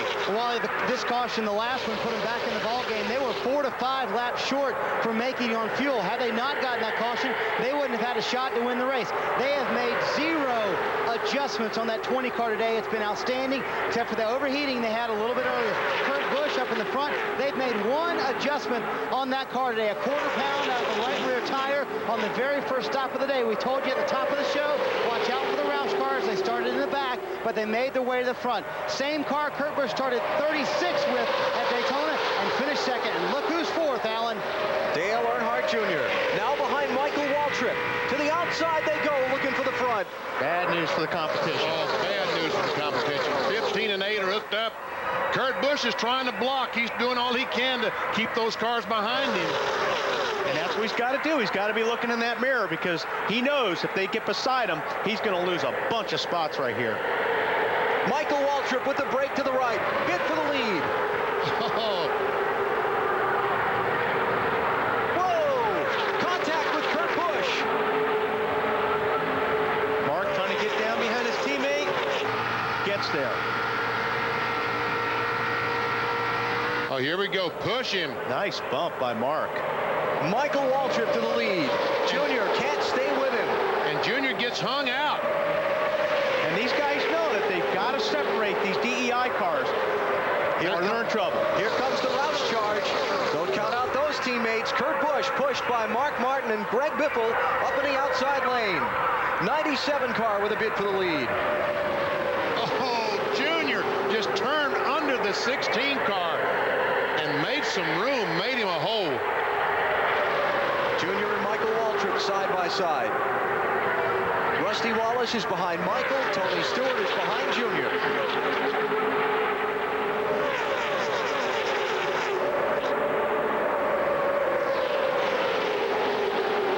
Now, you know, these guys can't say, no, go ahead. No, you go ahead, because that could be the victory. Yeah, whichever one of the DEI cars gets in front of the other. Right. That's kind of been the way it's worked. Here goes Junior up on the outside of Mark. Here goes Michael on the inside. Oh, Mark gets stuck in the middle, and they're going to all go by the 6 car. To second place, or racing for second. And now for the lead. Got Tony Stewart, Bobby Labonte lined up behind the 8 car. All of a sudden, that didn't work. All of a sudden, Tony Stewart fell back. He's in that 3rd line now. We're setting up for a wild finish here at Talladega. Could we see a last lap pass for the win? Yeah, those guys are stuck up on that 3rd line, BP, and it hasn't worked all day. We check our Walmart NASCAR Winston Cup race fact. 11 Winston Cup races at this track settled by a last lap pass, more than at any other track. The last one, this race, 2001. Dale Earnhardt Jr. beat Bobby Labonte. Here comes Elliott Sadler, a pole sitter, that yellow car on the inside, 38. Trying to get by Junior's car for 4th. Count Rusty out. Boy, he's right there. He's there. Rusty Wallace. Now the 8 and the 15 are together. Well, here goes Elliott Sadler on the inside. Oh, look at Junior push Michael. Michael's car was wiggling back and forth into the corner. Earnhardt's had that 15 car sideways a couple times today.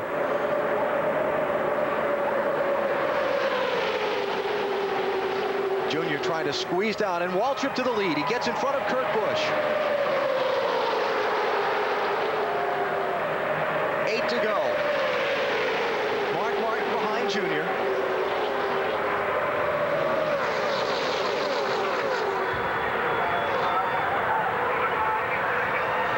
Jeff Gordon there, right side of the screen in the 24 car. He got 4 tires on that last pit stop. He's up to 10th. Newman right behind him. Yep. Keep an eye on those guys. Great drive from Mike Wallace, the 09 car. Black, orange, and yellow stripes on it, right in the thick of things. He was 7th last time across the start-finish line. Walker moves up in front of Junior. And back down in front of Kurt Busch. And splits the middle. Here comes Junior trying to go by Busch for second spot.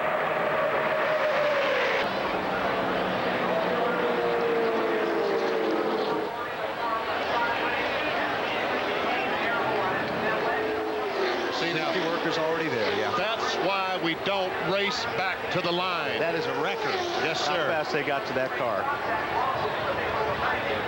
That's great to see. The attention already focused on the Elliott Sadler car. Yeah, we see him taking his helmet off. And they're going to red flag the race. Yeah, we've not passed the lap yet at which they would not use the red flag. So they're going to stop the field on the back straightaway, and we're going to go under the red flag. Look at the damage to that car. What a heavy hit that thing. Well, that thing was hitting on asphalt. Yeah. Normally we see that on grass, but this was on asphalt. And for everybody that wonders why they use the carburetor restrictor plates to control speed, it's just for that reason. There's a certain speed at which, when you turn one of these race cars around backwards, it goes up in the air. You see this area right here above the driver? They call it like the birdhouse. Right here. This area looks good. Yeah. That's what's protecting the driver, and that really held up well. Now we see the car stopping. And here he comes out the window. Now that's great. Easy does it. Yeah, don't cut yourself. Oh, that's good to see. Guys, he's out. Scary, scary crash for Elliott Sadler. Let me get my breath before I take a step. I'm dizzy.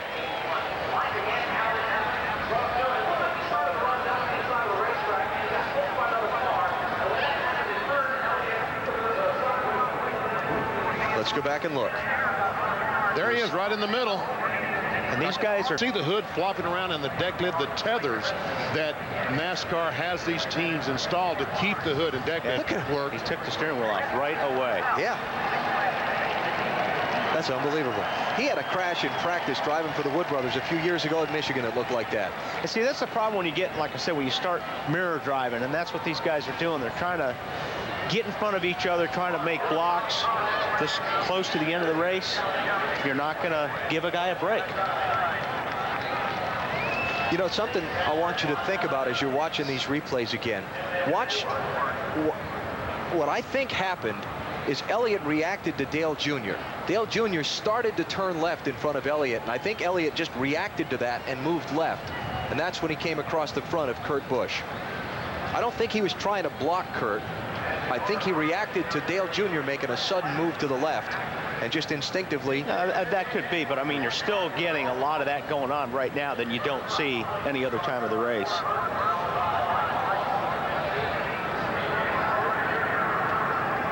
Oh, boy. But yeah, I mean, you know, one moves and everybody moves, pretty much.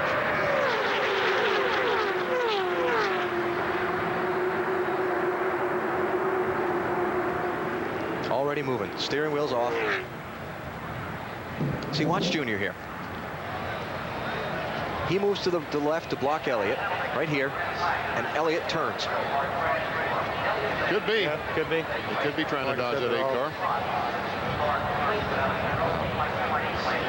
Car flew in the air a long ways before it hit anything.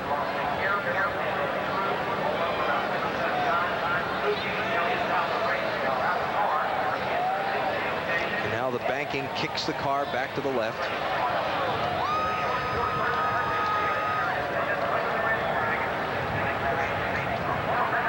Fortunately, it was down where no other cars hit him while he was flipping. Watch again. Junior makes a move to the left to block, and Sadler turns to the left to get off him.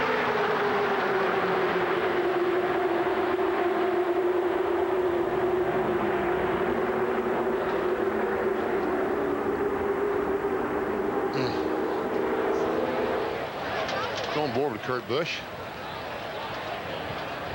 There we see the contact, yeah. And there you see the car.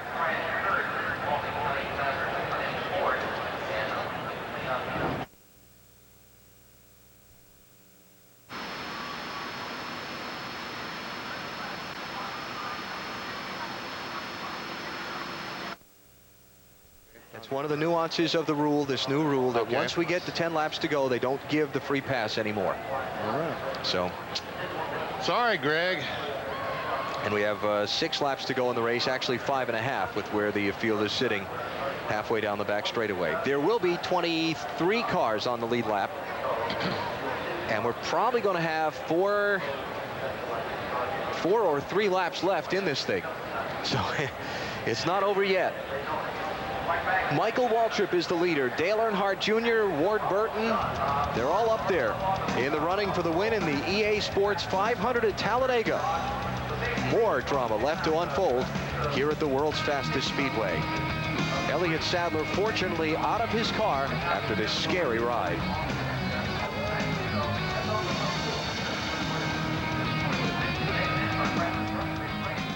NBC Monday, Fear Factor's back in Vegas, baby. 3, 2, 1!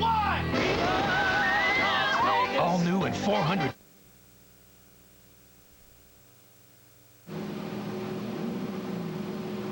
NASCAR's going to push you. Wreckers, NASCAR's going to have a wrecker pushing once everybody clears out. All right.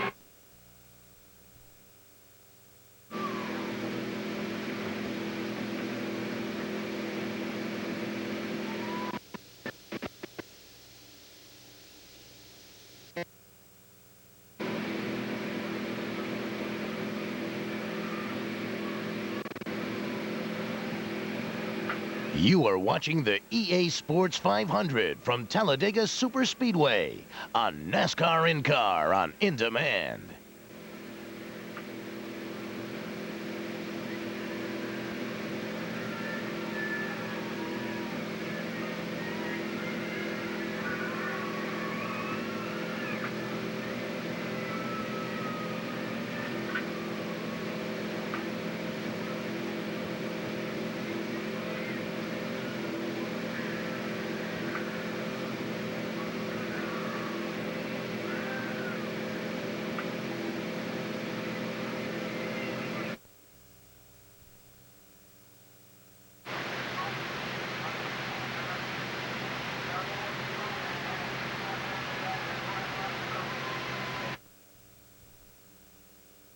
Plan to, but if they don't open pit road, I don't want to go to the longest line because it's a single file restart.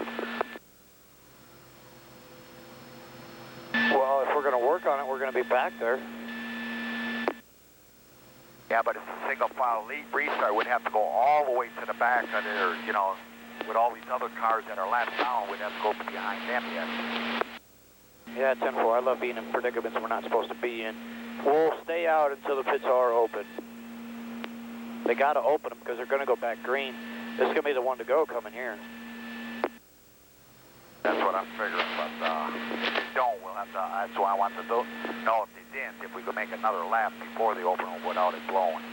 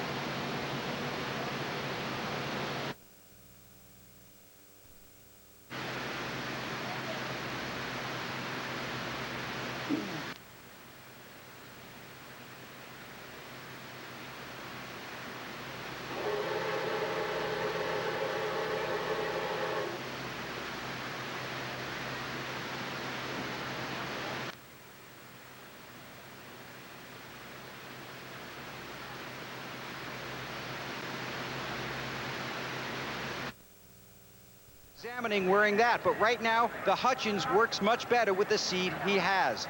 So Dale Earnhardt Jr. with a new seat and a new helmet. In fact, they're thinking about modifying the helmet, perhaps to scope out or scoop out some of the sides so he has a little better peripheral vision. So Jr. making safety moves last week. He credited Tony Eury Jr. and Tony Eury Sr. for making the decision for him. Tony Jr. told me this morning it's more than likely his mother and the doctor that convinced him to change seats. So that's the story on Dale Earnhardt Jr. Let's get more from Matt. And right now, Bill, the main item on the agenda, Tony Eury Sr. is winning this race. Your team cars sit second and third. Normally, it's usually the guy that's ahead, the other guy will follow. What are the rules now? Because I do remember hearing Junior say something earlier about he hasn't had a partner since he got off the airplane. Does that still stand? Well, that's what he said. I think I'll stay out of that one, but never know what's going to happen. They're going to be double wide. And, if he don't help Michael, somebody will for sure. So it'll be too wide here for 4 or 5 laps, whatever we got to run here. But we're going to stay out of it this time. Our email wouldn't hold the messages we got the last time we told him to pass Michael. So we'll just keep our mouth shut. We'll stay out of it this time. To Marty Snyder. Well, Matt, the one man who could spoil DEI's party, Jeff Gordon, sitting in 5th, 4 fresh tires. How does Jeff feel about his chances, Robbie Loomis? He feels great about it. First of all, I'd like to say hello to John and Rick Hendrick at home. Leave your TV on because I won't watch the end. I'll call you and see where it shakes out. But, you know, we're looking real good. We see that we got Michael and Dale Jr. up there. We wish Jimmy Johnson of Lowe Chevrolet was up there to be with us right now. But we're going to dig hard and see what happens here at the end. You have no teammate up there. How do you get in between the 2 DEI cars? Jeff Gordon. 2 words, Jeff Gordon. He's got 4 fresh tires. You know, he talked there at the end. He said, I think we'll be better with 4 tires. I can drive back up through there. And I was a little worried when they restarted with 14 to go, and then he caught back up to him. Just did an awesome job right now. He said, the only thing I wish I had, Robbie Loomis said, is a seatbelt for the top of this pit box so I could strap in. Yeah, I'll bet. Jeff Gordon sitting on the racetrack now in the middle of that pile of cars that NASCAR will sort out their running order when they begin to roll back under the caution flag. How about Michael Waltrip? Does he have a shot at this thing, Matt? Well, let's talk to Slugger Labby. You knew I was coming down here. Yeah, I saw you over there talking to Tony. I figured you'd come down and try to get something going here. Well, what about it? Are you guys going to team up, or is it going to be every man for himself? Well, I remember back, was it last year, Dale Jr. tried to pass us with a couple to go. He ended up finishing 6th, so hopefully he remember what happened back then. And well, that's what Tony Sr. was saying. Really? Well, that's cool. You know, hopefully he'll just give us the push. And, you know, we were a lap away from winning that thing, you know, but they're saying they're not going to tell him what to do, so... Well, I just heard Dale Jr. tell Tony Sr. on the radio. He says, man, I wish there was anybody instead of Michael in front of me because he knows what I do. He knows all my tricks. And hopefully Michael's got it all figured out. But, man, we've had a heck of a day. Michael, he hates his car, won't run. We pulled the wrong gear. It's been a bad day. You know, I told him on the radio we'd sell it after the race was over because he hates it. You know, it's a brand new car. We spent a lot of time building it, and it just won't run for some reason. But it's running pretty good right there. But Napa Chevrolet's been doing pretty good. The last 5 weeks have been really hard on the team, and a victory would be really good for us right now. Marty? Jimmy Fenning, the crew chief for Kurt Busch. What did Kurt say about the contact with the 38, Jimmy? He really didn't say none. The next thing he knew, he said somebody came across his hood. He didn't really... it happened so fast, he just saw the 38 coming across his hood, so he didn't really know what was happening. It's going to hurt your chances for a win. How bad is the damage, Jimmy? Well, it's bad enough we got to come in right now and beat the fender out. If we stay out there, we're going to blow a tire and really chew it up. So Kurt did an awesome job today. You know, that's plate racing. They did a great job coming from the back to the front. They do have a lot of fender damage, and they will have a tire rub unless they come down pit road. Matt? And Marty, would you believe they're short on fuel too? No, we're just kidding. That's what we're joking around about. We came down here, but where do you guys stand now? How do you think this is going to shake out? I'm not sure yet. We're somewhere between probably 4th and 10th, 7th maybe. We'll just have to see how it shakes out and the way NASCAR looks at it. But it's just been a kind of a weird day. Getting that flat tire really hurt us, and we finally got the lap back, and Ryan just did a great job driving back up to the field. And we're in good shape fuel-wise, so we'll see what happens. And a very impressive job by him behind the wheel. How big if you guys could pull it off and get your first plate win? It'd be fantastic. I mean, to get Roger's first plate win would be awesome. But hopefully we can just get out of here with a good finish and a car that's still in one piece and go on to the next race. Marty? It's been an interesting day for Tony Stewart. Greg Zipadelli is crew chief. Well, you guys have really worked hard. You've been back. You've been up to the front. Does he have enough to get past those DEI cars? I don't know. It depends on what kind of run we get. We miss the gear a little bit, so when we get spread out or get in the wrong situation, it doesn't pull up a little bit. But you know, for not having any practice yesterday, really, Tony's done a great job. His team's done a good job, and hopefully we can get out of here with a good, strong finish for Home Depot. How has Tony felt in the car today? He's been great all day. You know, came this morning in good spirits, felt good, was a lot better. So, you know, we'll just keep our fingers crossed there, and hopefully we don't have another one of those wrecks. Talking about the gear situation, Greg came on the radio, said we just didn't have enough practice yesterday, and Tony came back and said, guys, that's my fault. It's my fault we're in this predicament. Okay, Marty. Yesterday, if you just joined us, Tony Stewart, I guess Friday night, developed a migraine headache and was very, very sick and did not practice the car tomorrow. Dave? Well, BP, we don't have an official report yet on Elliott Sadler, other than they are going to load him into the chopper and take him out of the racetrack for further observation. Remember last week they did that with Dale Jr. to avoid the traffic problems and just make sure they get him there as quickly as possible to be further evaluated. When we have some more information on his condition, we will let you know. And, you know, I just took note of the words on the side of the helicopter there, lifesaver. And after looking at the way that car wrecked, I guess we'd have to say the safety equipment that Elliott was wearing, definitely. Yes. Good observation. Caraway Medical Center, excellent reputation, not far from here. It's down in Birmingham, Alabama. And so we'll get whatever update we can on Elliott Sadler. But again, we did see him climb from the car under his power and work with the safety officials there tending to him. Now they're getting set to fire the cars up on the backstretch. They're going to open the pit road as they come by the first time. Allow everyone to come in. What they call a quickie yellow means the lap down cars don't have to wait another lap to pit, and they're going to give them the 1-to-go signal at the start-finish line. So that means we're going to have a 4-lap race to the finish. Dave, got more for us? Yeah, just the fact that they really have no condition report on Elliott. He's talking with the medical workers there, and again, they're just going to get him out of here and as quickly as they can, just for further evaluation at the University of Alabama Birmingham Medical Facility. Marty? Dave Ward-Burton probably feels like a man on an island. You have the lead, Frank Stoddard, but can you keep it? Well, actually, we don't have the lead. They just set the field. Not sure exactly how they set the field, but that's their discretion. They put the 15 in the front, the 8 second, and us third. When the caution came out, I thought we had the lead, but, you know, they've got better telemetry and stuff up there than we do here. So we're in third. That may be okay, because I'm not sure that we want to be behind the 15 and the 8 being hunted like that. We can be the hunter, and that'll be a little bit more fun. Frankie said the car has been excellent today, and Ward has done a terrific job. Alan? And the field rolls to come around to get the pit road opening, to get the 1-to-go signal, and to set up for what's going to be a wild, tense, dramatic 4 laps at the finish of the EA Sports 500. You thought the last restart was wild. Yeah. Wait till you see this, folks. Because this is for all the marbles. Stories of the day. Dale Earnhardt Jr. got damaged on pit road back at lap 14. He spent most of this race a lap down. Got back on the lead lap when he managed to be the first car 1 lap down, and a caution flag came out about 2/3 of the way through the race. Came tearing through the field after the restart. Took the lead with 24 laps to go for the first time all race. And now he's running second behind his teammate Michael Waltrip as we get set for this final restart. Earnhardt Jr. trying to win 5 straight here at Talladega. Michael Waltrip, heard from his crew chief a minute ago, got a new car here, not really all that enthused with it, but he's managed to work his way to the lead. And that's the spot you want to be as we get down to these final laps. This car he tested in Daytona a couple of weeks ago, ran about 1,100 miles with that car. Slugger was very happy with that car, but obviously Michael not too pleased with it. We have 23 cars on the lead lap. Fuel by this caution flag's pretty much been taken out of the equation. Everybody should be good to the finish. Now it's a question of which way do they end up finishing in these final 4 laps. And I think you've got guys like Ward Burton and Jeff Gordon, probably spotters, and Rusty Wallace. These guys behind the DEI cars have got to be talking to their spotters and cutting deals right now, because they know the only way they're going to beat the DEI cars is to gang up against them. Kurt Busch involved in the accident with Elliott Sadler. getting the damage repaired on his car. You heard from his crew chief, Jimmy Fennig, there a minute ago. It's going to put him at least back to the end of the lead lap cars.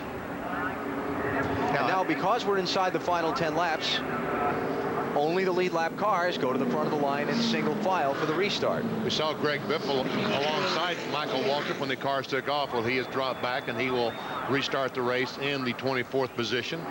Now, I say that earlier about those guys teaming up, but I could be wrong on that. the 8 car and the 15 car could be going at each other pretty hard. I don't know. What do you think? I don't know. I think that the 8's going to help the 15 win. I'm going to go against you on that one. Okay. I vote with Wally on that. Okay. 8's going to try and pass him for the win. I do believe so. Earnhardt Jr. looking to become the first driver to win 5 straight races at a NASCAR Superspeedway. It's not an all-time NASCAR record. Richard Petty and Darrell Waltrip won 7 in a row at short tracks. Richmond and Bristol, respectively, but it's never been done on a super speedway. Junior here and Bill Elliott at Michigan have each won 4 straight races. He's trying to carve out new ground that even his father didn't accomplish. I like Tony Uri Sr.'s answer. I don't want a dog in this hunt, in this fight here. I'm going to let these guys did. I'm proud of the job they did on fixing that car. It's hard to fix a car here at Talladega. It's so important to have this aero right, and they got it right. A couple things just to talk about as far as the restart is concerned from the driver's perspective as they get ready to go. Single file, I won't stay that way long. Restricted engine package like we run here. It takes a little while to get up to full speed. And you're going to see guys trying to lay back. Like Warren Burton, you see that gap that he's got behind Dale Earnhardt Jr. You'd like to keep that and accelerate a little bit before they do. So then he'll have a run. When he gets to the start-finish line, he'll have a run, he'll have more speed, and he'll try to get by him. But he's also getting in his ear right now, close it up, because NASCAR will try to keep the cars tight. All right, here we go. Coming down to the restart line. Junior laying back from Michael. Yes. There it is, the restart line right about now is when they need to nail the throttle. Go, go, go, go, go. Good restart. And see all these guys up against that outside retaining wall. You can only pass to the right. Now, Michael may be a sitting duck right now because these guys have laid back. So we'll see what kind of run they get when they get to the middle of the backstretch. There is such a thing as getting too far ahead at these drafting tracks. Yes, and Michael may be it. It may be it. He may be sitting duck. We'll see what happens. Jeff Gordon should be a little bit closer to the 22. Tony Stewart did 3 wide with Mike Wallace back there coming off 2. But meanwhile, here comes Ward Burton. And the 8's got some steam. We'll see what happens. See how Michael blocks. And you know he's going to block.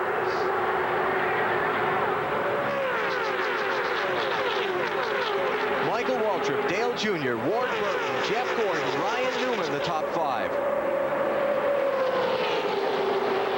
And now just about getting up to full speed in these cars. I'll tell you what, Michael did a really nice job on that restart. He did. I thought he'd had too big of a jump, but obviously he did not. Here comes Jeff Gordon.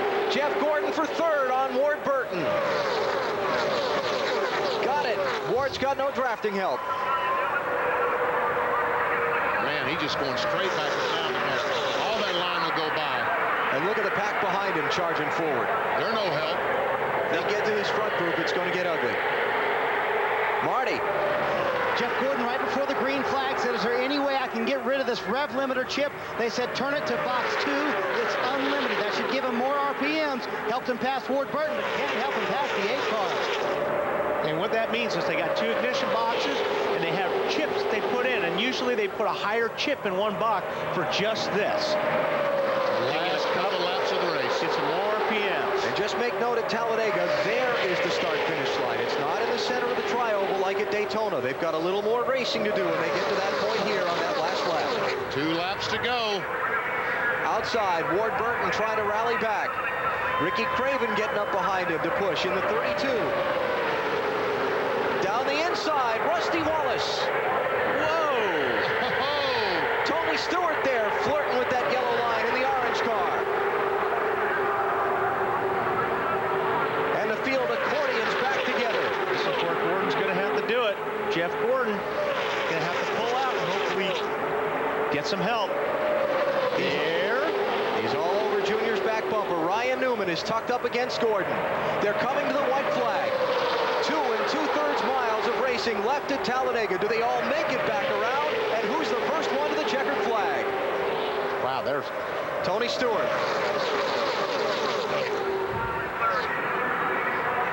Shuffling Rusty Wallace out of the way.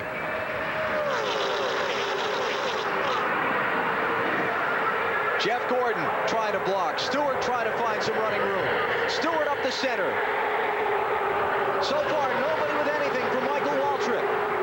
Outside, it's Kevin Harvick in the black and silver car. Gordon's on the outside of the 8 car. Gordon trying to jump in front of Harvick and get the push. Gordon to second. Michael Waltrip trying to figure out who to block. Here they come to the final corner and down to the start-finish line. Waltrip's going to have enough. Michael Waltrip will win the EA Sports 500 at Talladega. Oh, the crash after the checkered flag. Bobby Labonte turned into a couple others. Big wreck behind you, big wreck behind you. Be careful, just come on around. Big wreck behind you, big wreck behind you. They are lined up outside of you, buddy, outside. Bobby Labonte, Kenny Wallace, Mark Martin in a wreck after the checkered flag.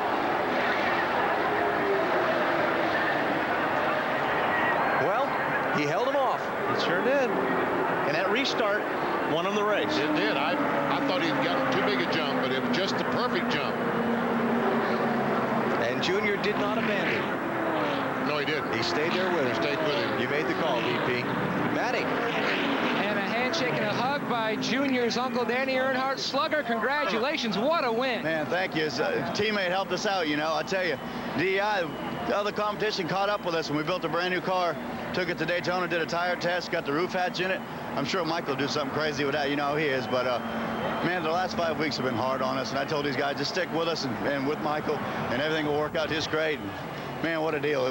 We needed it. We needed it bad. What were you thinking when you saw everybody start to shuffle coming out of 2? I don't know what to think. I figured we'd run out of gas. I figured we were done. So it's a good team effort. And, you know, when DEI's 1-2 on the track with Dale Jr., it's hard to beat us. You know, they tried. So, you know, we've stepped up, us and the 8, built new cars. They worked real hard on their stuff, and it's a I day. DEI's won 9 of the last 12 restrictor plate race. First. Yeah, that's the first. That's perfect, isn't it? Yeah, I know you want me to go to victory lane. High five me first, you know? That's beautiful. Michael Waltrip's second win of 2003, and what a miserable month it's been for Waltrip and this team. Slugger talked about the way things have been going for them lately. Last 5 finishes before today: 42nd, 37th, 32nd, 26th, 42nd. He was 5th in points after Michigan 5 races ago. He fell out of the top 10 for the first time all season last Sunday at Dover.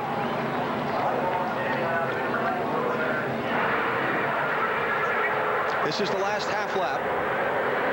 See, Junior still having that 15 car. He's also trying to run second. He goes up to block the 24 car. And look at this mess behind them. And wait till you see when they come across the start-finish line. They're 4 wide coming across the start-finish line.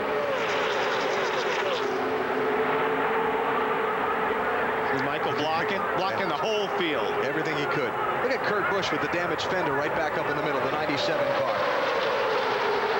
And now after the checkered flag, keep your eye on the green car, Bobby Labonte. He gets bumped by Bill Elliott, I believe. But they were stacked. I mean, they were 4 wide. Big wreck behind you, big wreck behind you. They are lined up outside. 3 rows of 4 wide. And Bobby and Kenny Wallace got the worst of it. Is that Chevy commercial where they put the donuts on the side of each other's car?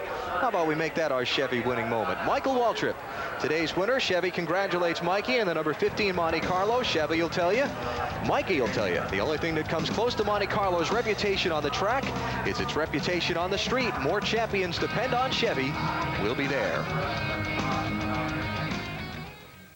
At the center of a mystery. Is there no one in the venerable law firm of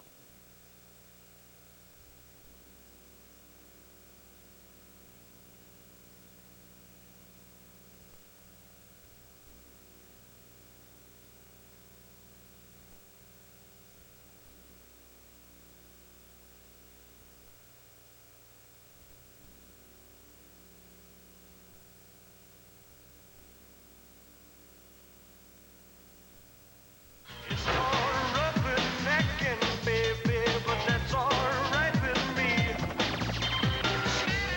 presenting the all-new, sleeker, more powerful Solara. Winter, weather coverage you can count on. Welcome back to Talladega in Victory Lane. Everyone drove away from that last lap crash, and now the celebration begins through the alternate exit. Only Michael Waltrip would think of that. That's the new escape hatch, approved by NASCAR, recommended for use, but not required yet in these cars. And Michael Waltrip's the first one to use it.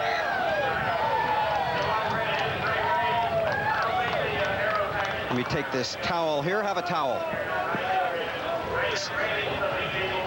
Well, I don't know where to start, but let's start with the final restart. Tell me about that with the 8 behind you.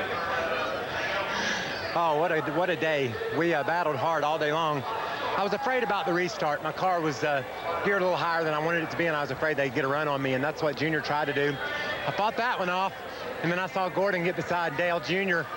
coming off 4, and you know, I had to go for it. I had to go up high and hope that Junior didn't have a run on the bottom, get under me, and come back and block him off. And it was a good plan, but you know, I'm sitting over on the back straightaway thinking, where am I going to put my Napa Chevy? How am I going to position it to make sure I win? And you know, when I drove off, Bill, I said, I don't know. I'll just deal with it when it happens. But real proud for my team, Slugger, DI, the dominance continues. And, you know, today it had a whole lot to do with a couple of guys willing their way to the front, because I think the gap between the haves and the have-nots has drastically closed. Well, they put you to the back once for that pit road penalty. Yeah, what'd I do? I don't even know what happened. The catch can kind of. They didn't want to tell you. It's not important now. You won the race. But you had to fight your way up through that mess, didn't you? Yeah, and how was it out there, by the way, with those rules? And my car was kind of slow in the glob. But if I got in the back and got a run up through there, because the way it was geared, I can make some good progress. And it taught me a whole lot going to the back and coming back up through there. So every time I was a little bit better at it.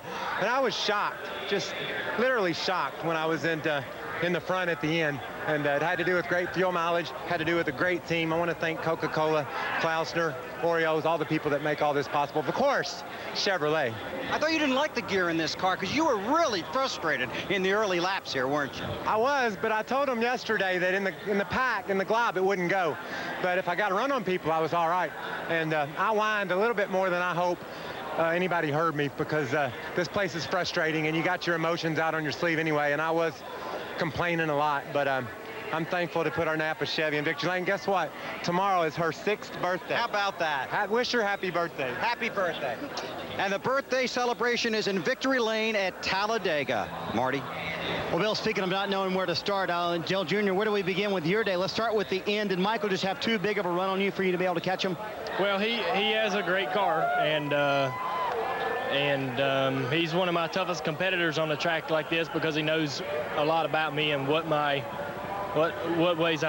my tricks are. So it's real tough to get by him. I can get up beside him, but it's hard to get by him. I didn't have anybody behind me that I'm drafting partners with. Me and Jeff Gordon, we're buddies, but we're not drafting partners. And it just didn't work out like we wanted it to. We're real happy to get second. We had a trouble on pit road and lost a lap there. Ran most of the race a lap down. The rule worked out for me. I didn't earn my lap, but I didn't earn it back, but the rule worked out for me. And I got it back, and man, we were just running into everybody. Everybody was running into us, and some people hung on to their cars and some people didn't. I feel like I caused the crash with Elliott. I hope he's all right. Just a rough race, and it was fun, but I don't think everybody out there was too happy with what was going on out there, and that's the wildest I've seen it in a long time. All right, they did an incredible job being a lap down, come back to finish second today. Matt? 3 seconds and now a third for Tony Stewart. Let's talk about that last lap or two. Cars high, cars low, cars running into you from the left side, cars running into you. You're like a pinball.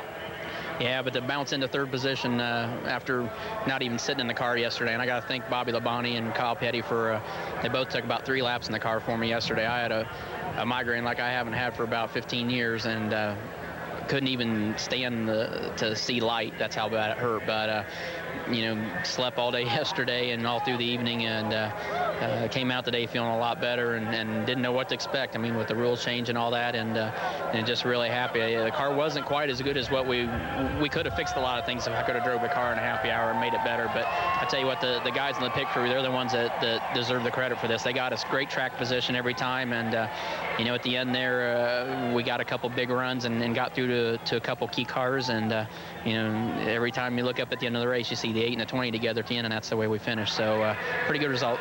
Quickly, do you like the new rules? I think that NASCAR is doing a great job with them. I think the intent of it is great.